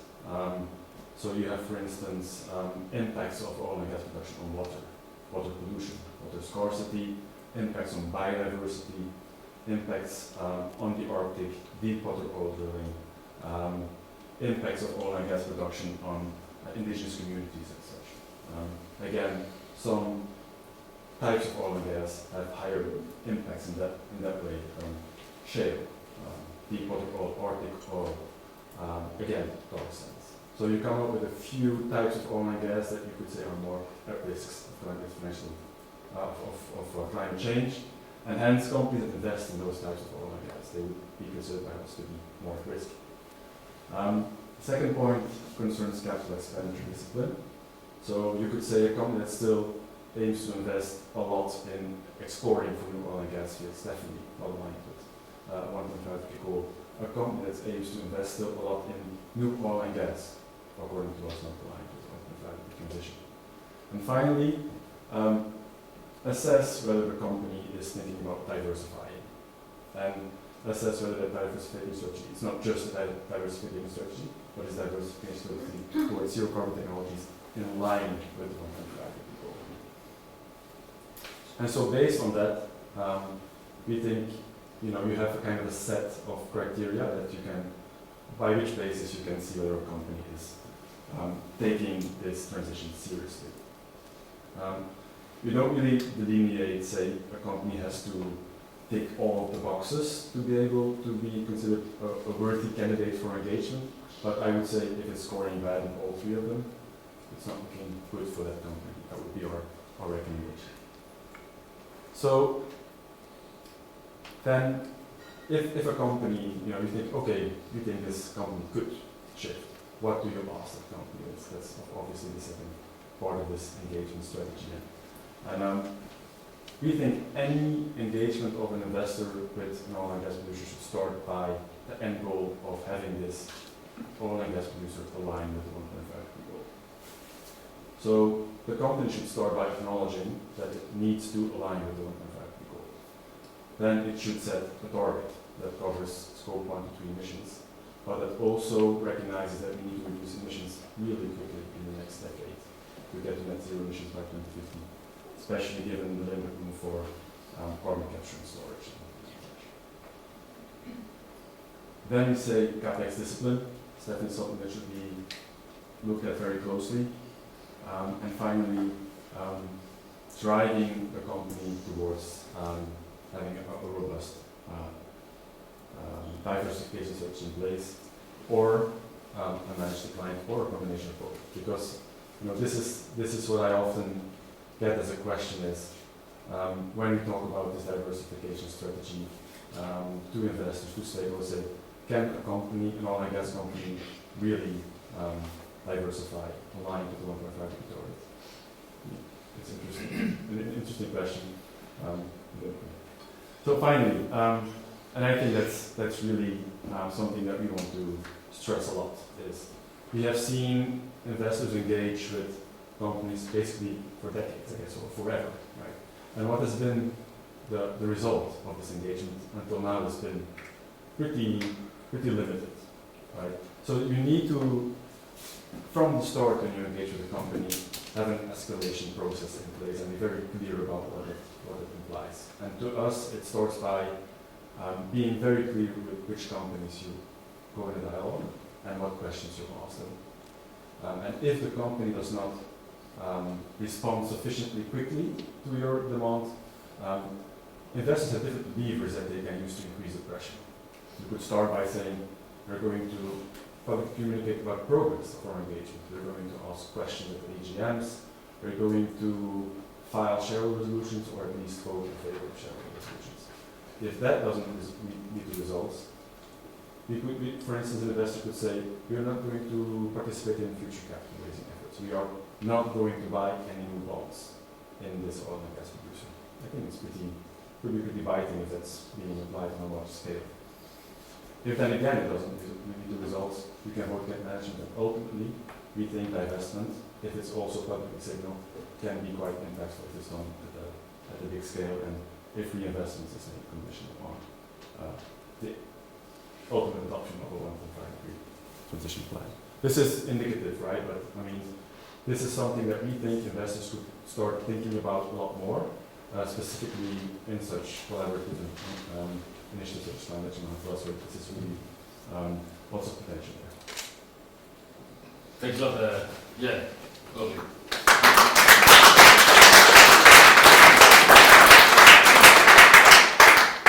And we're going straight away to the panel, I think, due to time constraints, and then we can accumulate perhaps questions from your presentation as well in the second round of Q&As. Thanks a lot, Jan. And please, may I call Ben, Constable Maxwell, and Heike Kosa, the table. And then, we're now entering the last phase of the event is the investors panel. Ben Constable Maxwell is head of sustainable and impact investment at MIG Investments. Heike, you are engagement manager at Aegon Asset Management. Both of your organizations, have been or have shown an interesting voting record when it comes to climate resolutions at fellow shareholders, AGMs. So why is that? I mean, that's kind of differentiates you from your peers, I think. You never had a problem with that. Perhaps others had. Can you elaborate on your views? Where does your voting policy stand in your engagement tool? Yeah, you already mentioned it, and we have a voting policy, and according to our internal client, which is Aegon in the Netherlands, this voting policy asks us also to vote for climate-related resolutions. And it's to us also very important to show the link between the dialogue, so our message, and our action, the voting. And here I work closely with my colleague who is doing the voting. I explain and feedback what I've heard in our dialogues, and of course not every resolution also links to a particular engagement, but I'm and what was just asked also active in collaborative engagements, so I have a lot of information also from our networks, and we have other sources so we can make an informed decision also, and we've really stood up, and that was shown by our Share Action researchers recently, that of those resolutions which were available for us for a vote according to the policy, it was 99% we voted. And the 1% was because we had already divested. This is definitely what was also the outcome of what our client, and that's the asset owner, was asking us. I mean, because in your case, Heike, you have been consistently voting in resolutions of this sort. Correct, yeah. I joined Aegon 1.5 years ago, so I can't represent now in person this consistency, but the organization. And we have, and this is also maybe interesting, how does that work within an organization? We have committees, and we have, let's say, a process of as soon as we know what resolution text is available, then we put them together in a memo, we discuss them internally, we bring them to the attention of the committee with also a voting recommendation, and yet it's something where there's always discussion. That's just normal questions, but we always, I have a very, very dear climate colleague on my side, because I'm not the absolute expert, but I have someone who helps me with this, and he can always give his view as well, and so we can bring it to the attention to the committees. Fantastic. Ben, M&G has voted as well. Both of your organizations are part of the participants of the Climate Action 100 initiative. But if, for instance, in your case, partially you voted for the BP resolution with your peers at the Climate Action 100, and as well for following this resolution, right? That's an interesting highlight. But in general, I mean, I'm interested in your views on voting. So I mean, I think at M&G we've always seen our vote as a really important mechanism for the delivery of our views on companies that we have investments in. Over in recent years, those votes have become more focused on environmental, social issues in general. Clearly, climate change is absolutely central in many ways, right across our ESG program, but as relates to engagement and voting, really central. So we have a team, a stewardship team, that has been in existence for some time. It's become more and more focused on environmental and social issues over the last 5 or 6 years. And our team is responsible for coordinating our proxy voting. We've always had a policy and a principle not to vote sort of as a unit, as an ESG team, implementing the team's views. We clearly bring the team's views to the fore, but we really try and get, as far as we can, sort of buy-in and, we essentially need to get the buy-in of the fund managers when we implement our votes. So we spend a lot of time, particularly in maybe more contentious votes, in discussing the issue with the fund managers. Often it's more than one who hold the shares. And to be frank, climate-related discussions over the last 3 or 4 years on our votes have probably been the ones that have taken up most of our time. It's quite hard work having that discussion. It can often take, multiple iterations of a discussion. It's rarely, hey, here's the proposal, we think you should vote, and there's an agreement. Sometimes it's that, but often it's sort of many days, if not weeks, of discussion. And I think we need to really present the case, quite right, as Max says, sort of bring in external perspectives where we can, and vote accordingly. Now, just quickly on Follow This and Climate Action 100 at BP, for example, we co-filed with many other investors the BP resolution, so we thought it made sense, and we spent a lot of time with others coming to an agreement on the wording, etc. And there was a collaboration and discussion with the company as well. And the Follow This resolution was a bit different, and it took a lot of discussion internally. But I thought it made sense personally, and as a team, we thought it made sense to kind of, go that little bit further maybe. And I think it really highlights the fact that there is, a spectrum of perspectives in these issues. And I personally don't think that they should be at odds with each other. I think investors such as ourselves can support Climate Action 100, which we think is a fantastic initiative, obviously, but also I think Follow This as sort of pushing things a bit further. I don't think they're at odds with each other. I think they are increasingly, two parts of two sides of the coin, really. Very interesting. And can you remember what parts of the resolutions were, a bit contentious in the case of Follow This? Some investors refer to some nuances, although you read them and they look like two pieces in a row. Yeah. Oh no, the BP resolution for Climate Action 100 was specifically focused on capex and sort of investment, but also alignment with long-term strategy, and obviously bringing in the incentives as well. So we thought that was a good approach. With regards to the follow this, I think the bit that probably caused most contention internally within M&G with some of the fund managers was the target setting, to be frank. And that was just some agreed it was the right signal and the right approach to target setting to define how the company is going to implement its strategy. We thought, some of us thought was the right approach, some thought it was too prescriptive, and I think there was always this discussion around Scope 3 and whether the company can take responsibility for the Scope 3 emissions of its customers. Personally, I think that has been a sticking point. I think that sticking point is going away. I think I think leadership from Shell and others has made it easier for investors to all of us to rethink actually oil and gas companies have to think about Scope 3. Otherwise, it's you're only focusing on 15% of the emissions.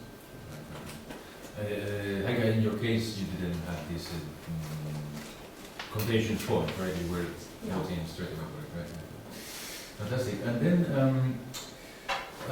but still, you possibly both have what you have already mentioned, that you have a part of convincing people within your organization. In your case, was the same, Helga, or more or less you are all on the same side? Yeah, as let's say we as asset managers were almost 100% aligned with our asset owners, but still wanted to live up and understand to what they were aiming for. That was more a dialogue than a heavy discussion. And yet we also have two other parts of the organization which had maybe so far mainly focused on governance questions, but not so much on the environmental ones. And it was also new to focus on these, to vote on these, so it was also more of a capacity building, educational part, helping to understand, for example, because I'm also involved in the Climate Action 100 group, what's been discussed there, where is this leading towards, who else is supporting this, feeding this back to third-party clients on behalf which these other parts of the organization vote. So yeah, it took, like Ben also said, some time, and yet it's something, because we have voted for resolutions, climate-oriented ones, so many years now, it's easier, and people identify themselves also. Right, I mean, it's very interesting, this bit that you said, Ben, as voting and engagement being two sides of the same coin. I don't think that's perhaps the view, the majority view in the industry, right? They tend to see voting as a problem sometimes, like the last resort. What are your views there? I mean, it's just one tool in your engagement practices, or one is mutually exclusive, or I mean, because yeah, I might be mistaken, but I think the investors tend to think like voting, well, the last resort. Yeah, I guess so. Voting against, we see our votes as an important part of our toolkit as an active long-term investor. It's very much part of our stewardship responsibilities, clearly. And I think there used to be a view that and I remember reading some early literature in sort of stewardship-related literature, which I think articulated voting against as failed governance or failed stewardship. And I think it absolutely can be the case that after a long-standing, and I think I like the sort of WWF framework, I think that's very aligned with how we're thinking of developing our approach. So it'd be interesting to talk a bit about that. But I think the sort of if the vote, if the engagement has failed, I think you need to have sticks that you can use, or part of the toolkit that can be used to really push the companies before maybe considering divesting. Having said that, I think you can develop a strong relationship and maintain a strong relationship with a company while voting against management on particular resolutions. You know, we're not always going to be perfectly aligned with the perspective of the board. So I think shareholders are increasingly, in our view, at energy as you can vote against the management, vote against the board on shareholder resolutions, but and other things. And it doesn't mean you can still be a supportive long-term investor, but you're just using one of the tools that you have at your disposal. So yeah, I think the world's shifting that way. If not everyone has that view, and we would like to support management with our votes, but I think we no longer feel embarrassed about voting against the board if we see it's the right approach to take. And it's not going to compromise any ongoing engagement, right? Yeah, well, that's again a criticism or one of the questions. I don't think that's the case. So we've got a representative of the company in the room here. I think companies have grown up enough to know that they've got a broad range of perspectives in their investor base. Not all of whom can agree with them on every point. That doesn't mean it's we're in conflict using our vote against. And hopefully, and it's very important that access to management, for example, isn't curtailed if you voted against. So I think it actually hopefully opens up a deeper discussion. Maybe in your case, it's more or less the same attitude towards voting and engagement? Definitely. I've just been last Friday with Jack and a bigger team on the task or on the topic of remuneration. So we discuss things regularly, and I also see this as a cross-sector effort to reach a Paris-aligned world, and we have a responsibility also to discuss. It's our fiduciary duty to reach out to the companies, and most of the times it's not done with only one talk. So it's a long-term perspective, and it needs also some achievements between, because otherwise, it's getting maybe a little bit tough, but it's meaningful dialogue, and it's something where I have really learned in the last 1.5 years when I started this job, that it's important to not shy away, but reach out again and again. And I really have to also compliment Shell, because they invite also. And not all other companies do, but others are open for a way, but you have to do more effort as well.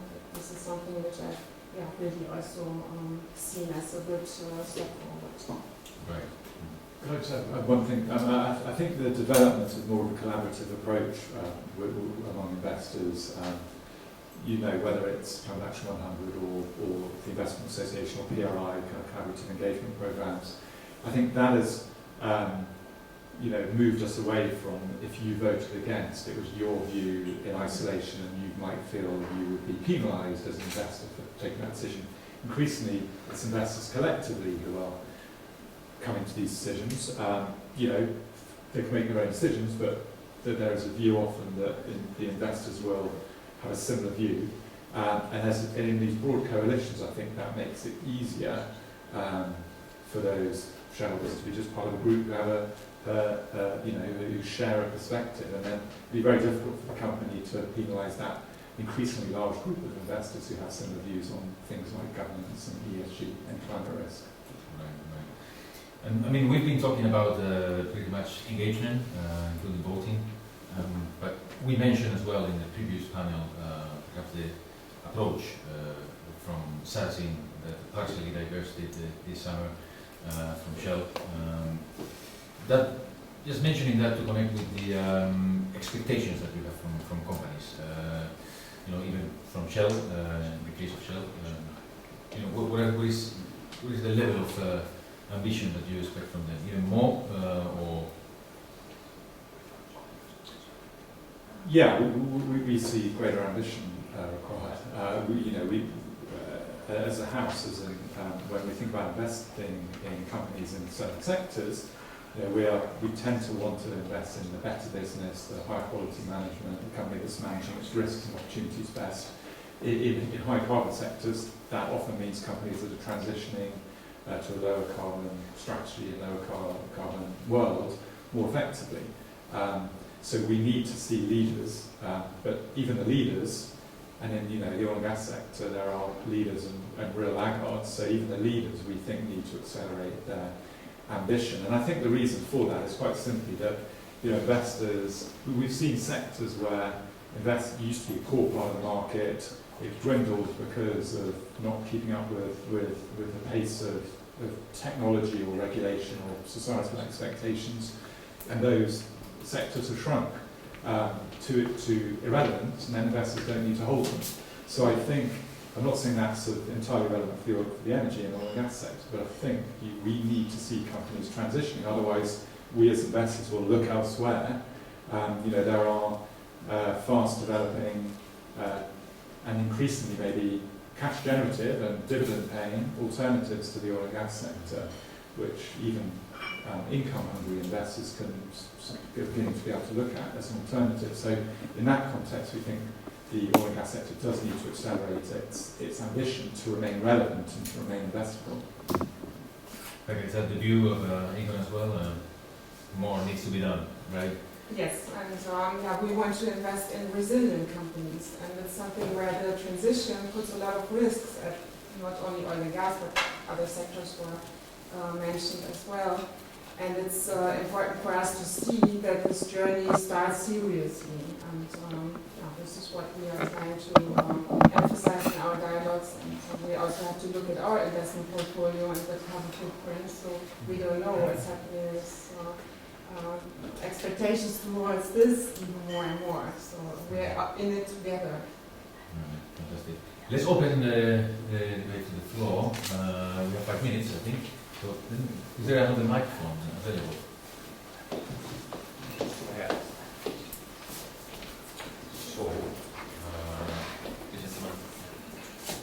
thank you very much. My name is Nick Fuchs. I'm a consultant in a slightly different industry, but I'm here as an expert for that while.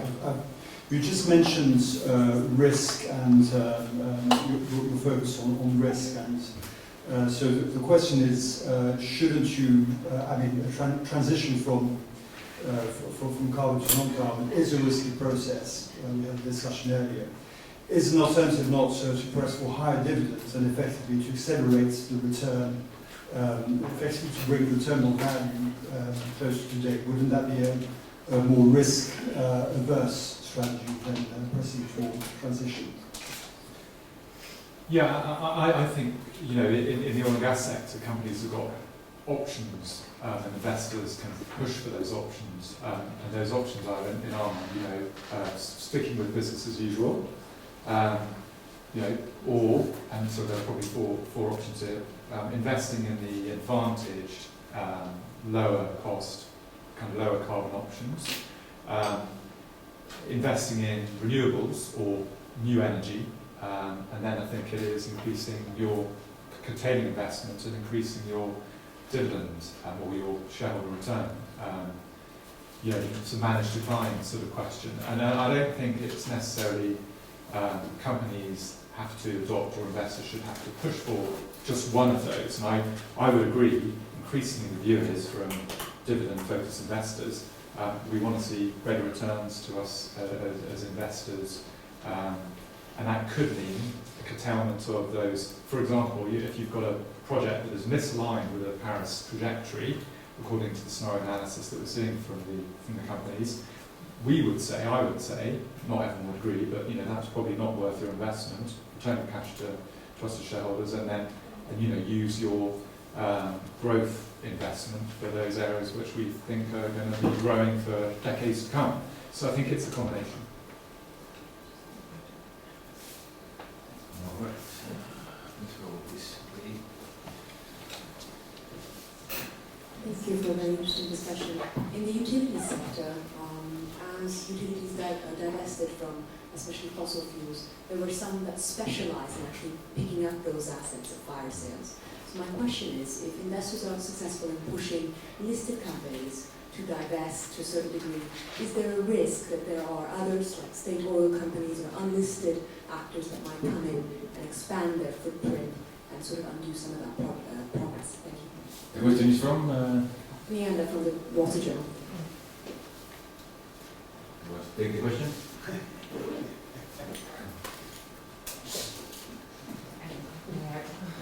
Yeah, you got something to say.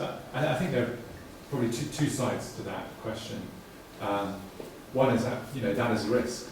That's certainly a factor. Divesting. So for investors to divest of a company doesn't solve the problem in itself. I think if enough investors demonstrate a lack of willingness to support a certain sector, I mean, coal is a clear one, then the ability of that sector to raise the funds required for investment and growth, for example, really does get curtailed. It has to be a very big investor view or push that results in that. I think in individual cases, a company like Shell or whoever it is divesting of an asset, someone else could easily pick it up. And I think we can't deny that is a potential outcome. From the investor point of view, I think one of the other factors we haven't really touched on is the impression we are increasingly feeling from our customers and from our clients to demonstrate why our portfolios, but effectively their portfolios, are maybe misaligned with sort of net zero ambitions or the Paris Agreement. So there is one thing about what happens to those assets. The other thing for us we have to consider is what our clients expect of us. And I think increasingly we're feeling we need to demonstrate, low carbon. Not entirely. That's not the view of every one of our investors, but a transitional portfolio positioning which is aligned with their expectations. So that's a slightly different angle. One more. Last one. Someone hasn't asked. Sorry, I got it. One more.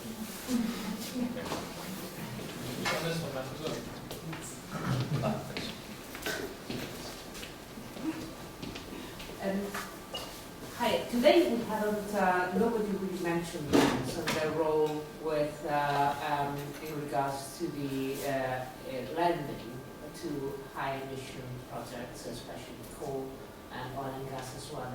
I was wondering to what extent you're willing to push your, the banks that you invested in meeting the Paris targets and change their business model so that they stop financing coal first and announce a phase out of the others as well.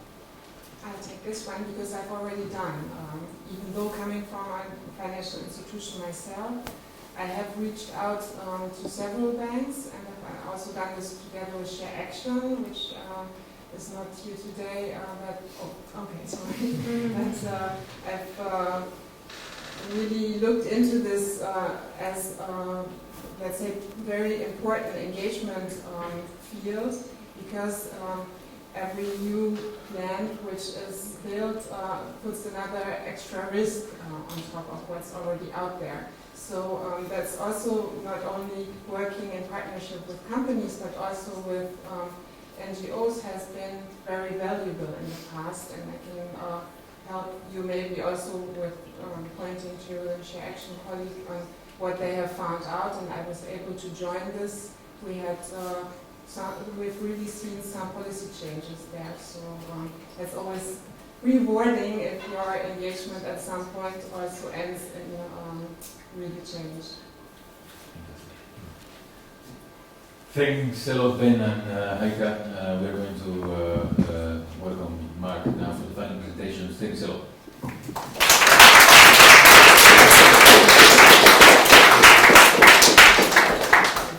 Mark, over to you. You have, I think, 10 minutes.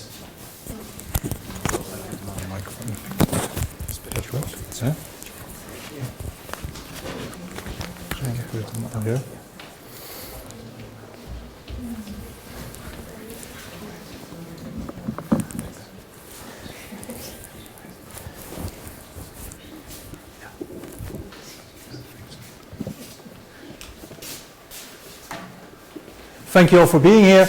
To keep your attention, I thought I'd start with a confession. In my second career, I also had 4 careers, like Emily. The first career was obviously in the Navy, but that was a short time and not mentionable.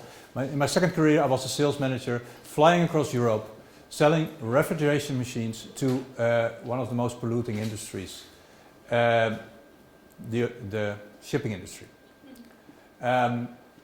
Then I saw in 2006 the movie of Al Gore, An Inconvenient Truth, and to be honest, I was quite ashamed. I was a mechanical engineer for 12 years then. And what does a mechanical engineer do? A mechanical engineer learns to design machines to put CO2 in the air, basically. And I had never worried about CO2. But after seeing an inconvenient truth, I thought, okay, now I know there's a problem.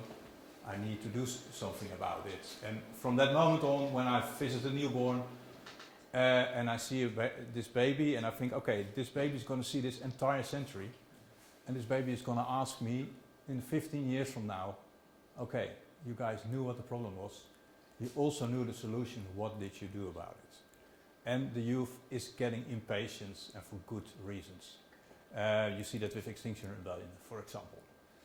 My own son got impatient when he was 7. He was sitting in the front seat of my bike in Amsterdam. We were behind a diesel truck, a smoky diesel truck, and he said, "Daddy, you always tell me you do something about the environment. I don't really notice it yet."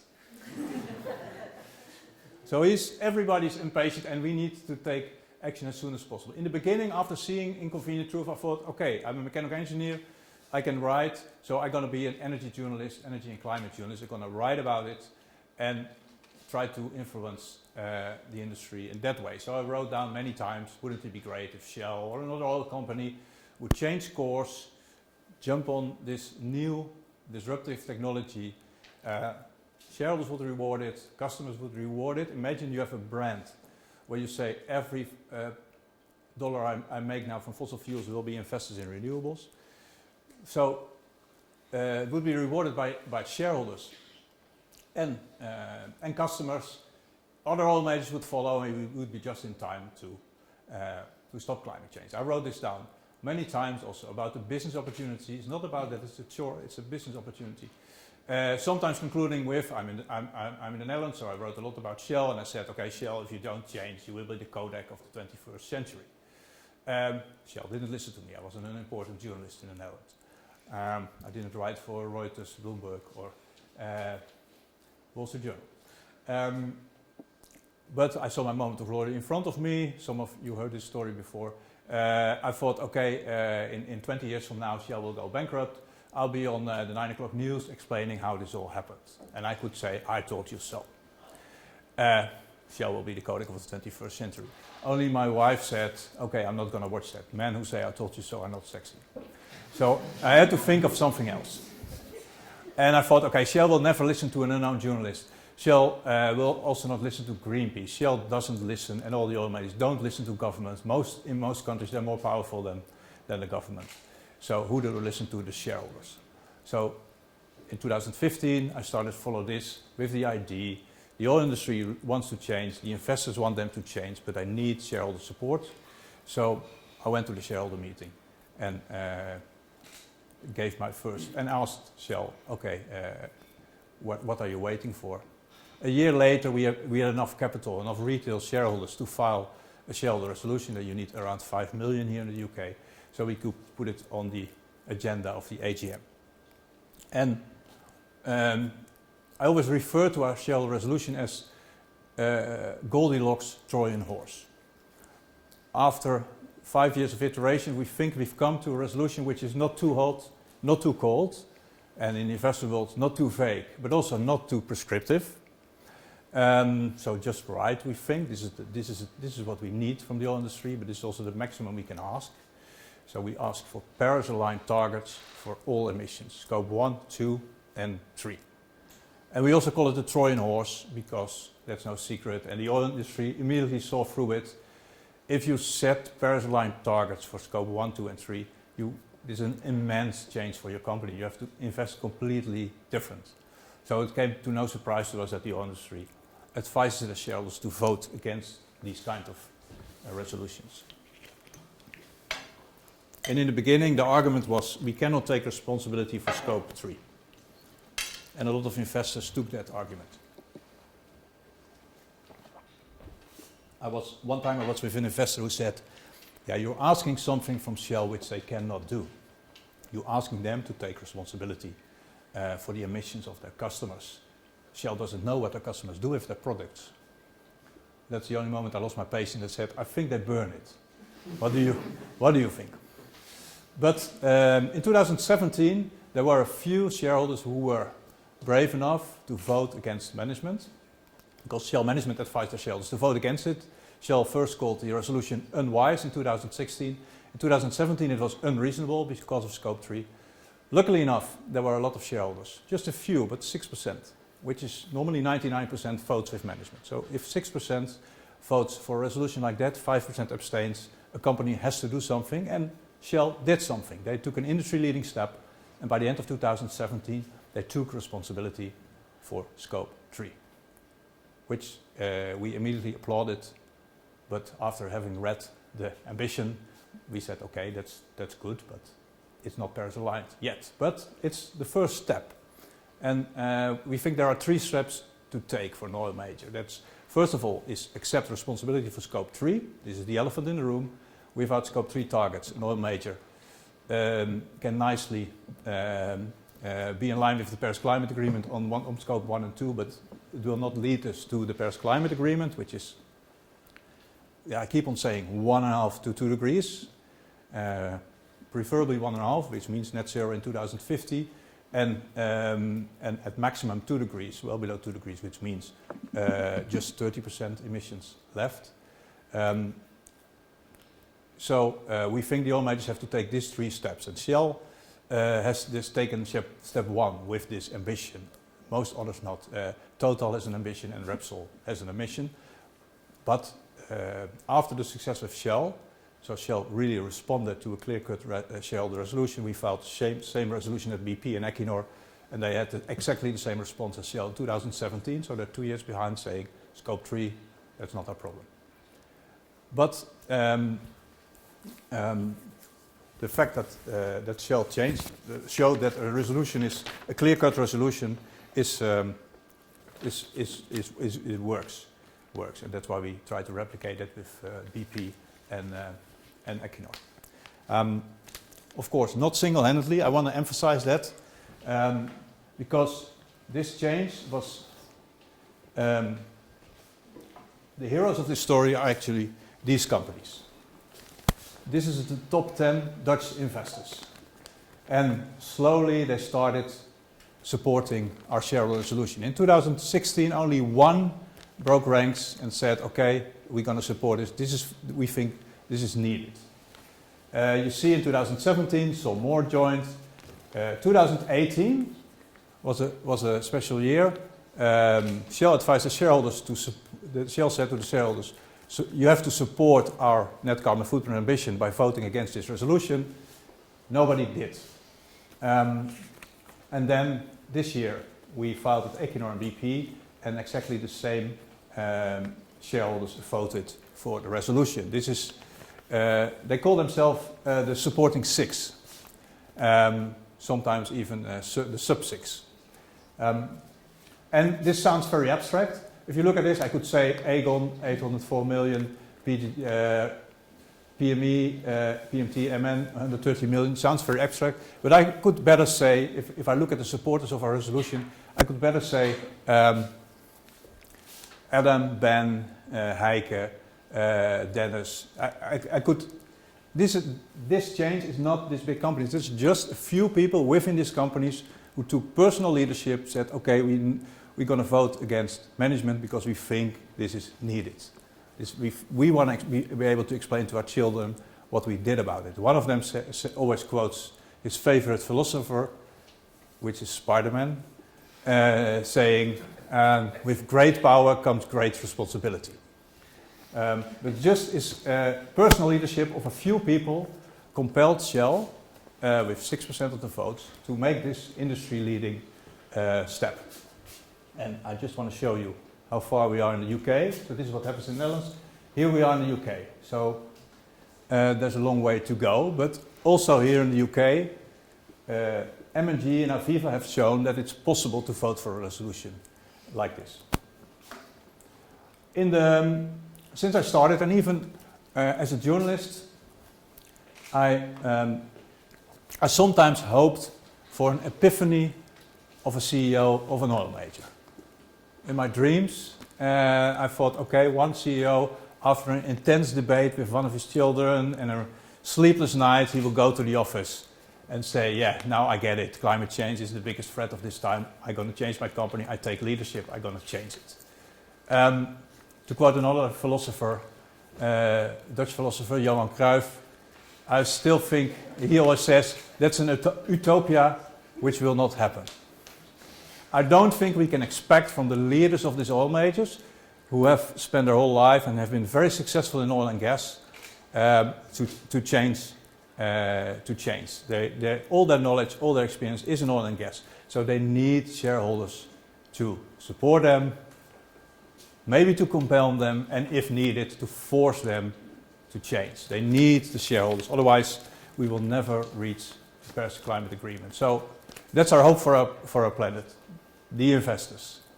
The investors have to vote for climate resolution, have to do strong engagement. Because it's very unusual what we're doing. A shareholder resolution is very unusual and normally only at the end of the escalation ladder, as it's called in the investors' world. But this is not a normal resolution. We support the company. We put a lot of emphasis about it. We support the company. But it's also, we also live in extraordinary times. We really need this to happen within a short period of time. Otherwise, we end up in a 4 or 5 degrees world.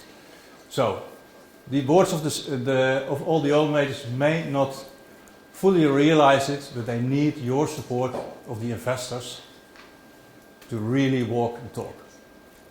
And you can do that by engagement, but you can also do that by voting.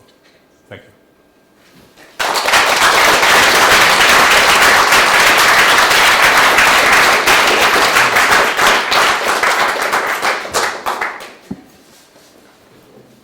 We'll say only one thing, it's time for drinks.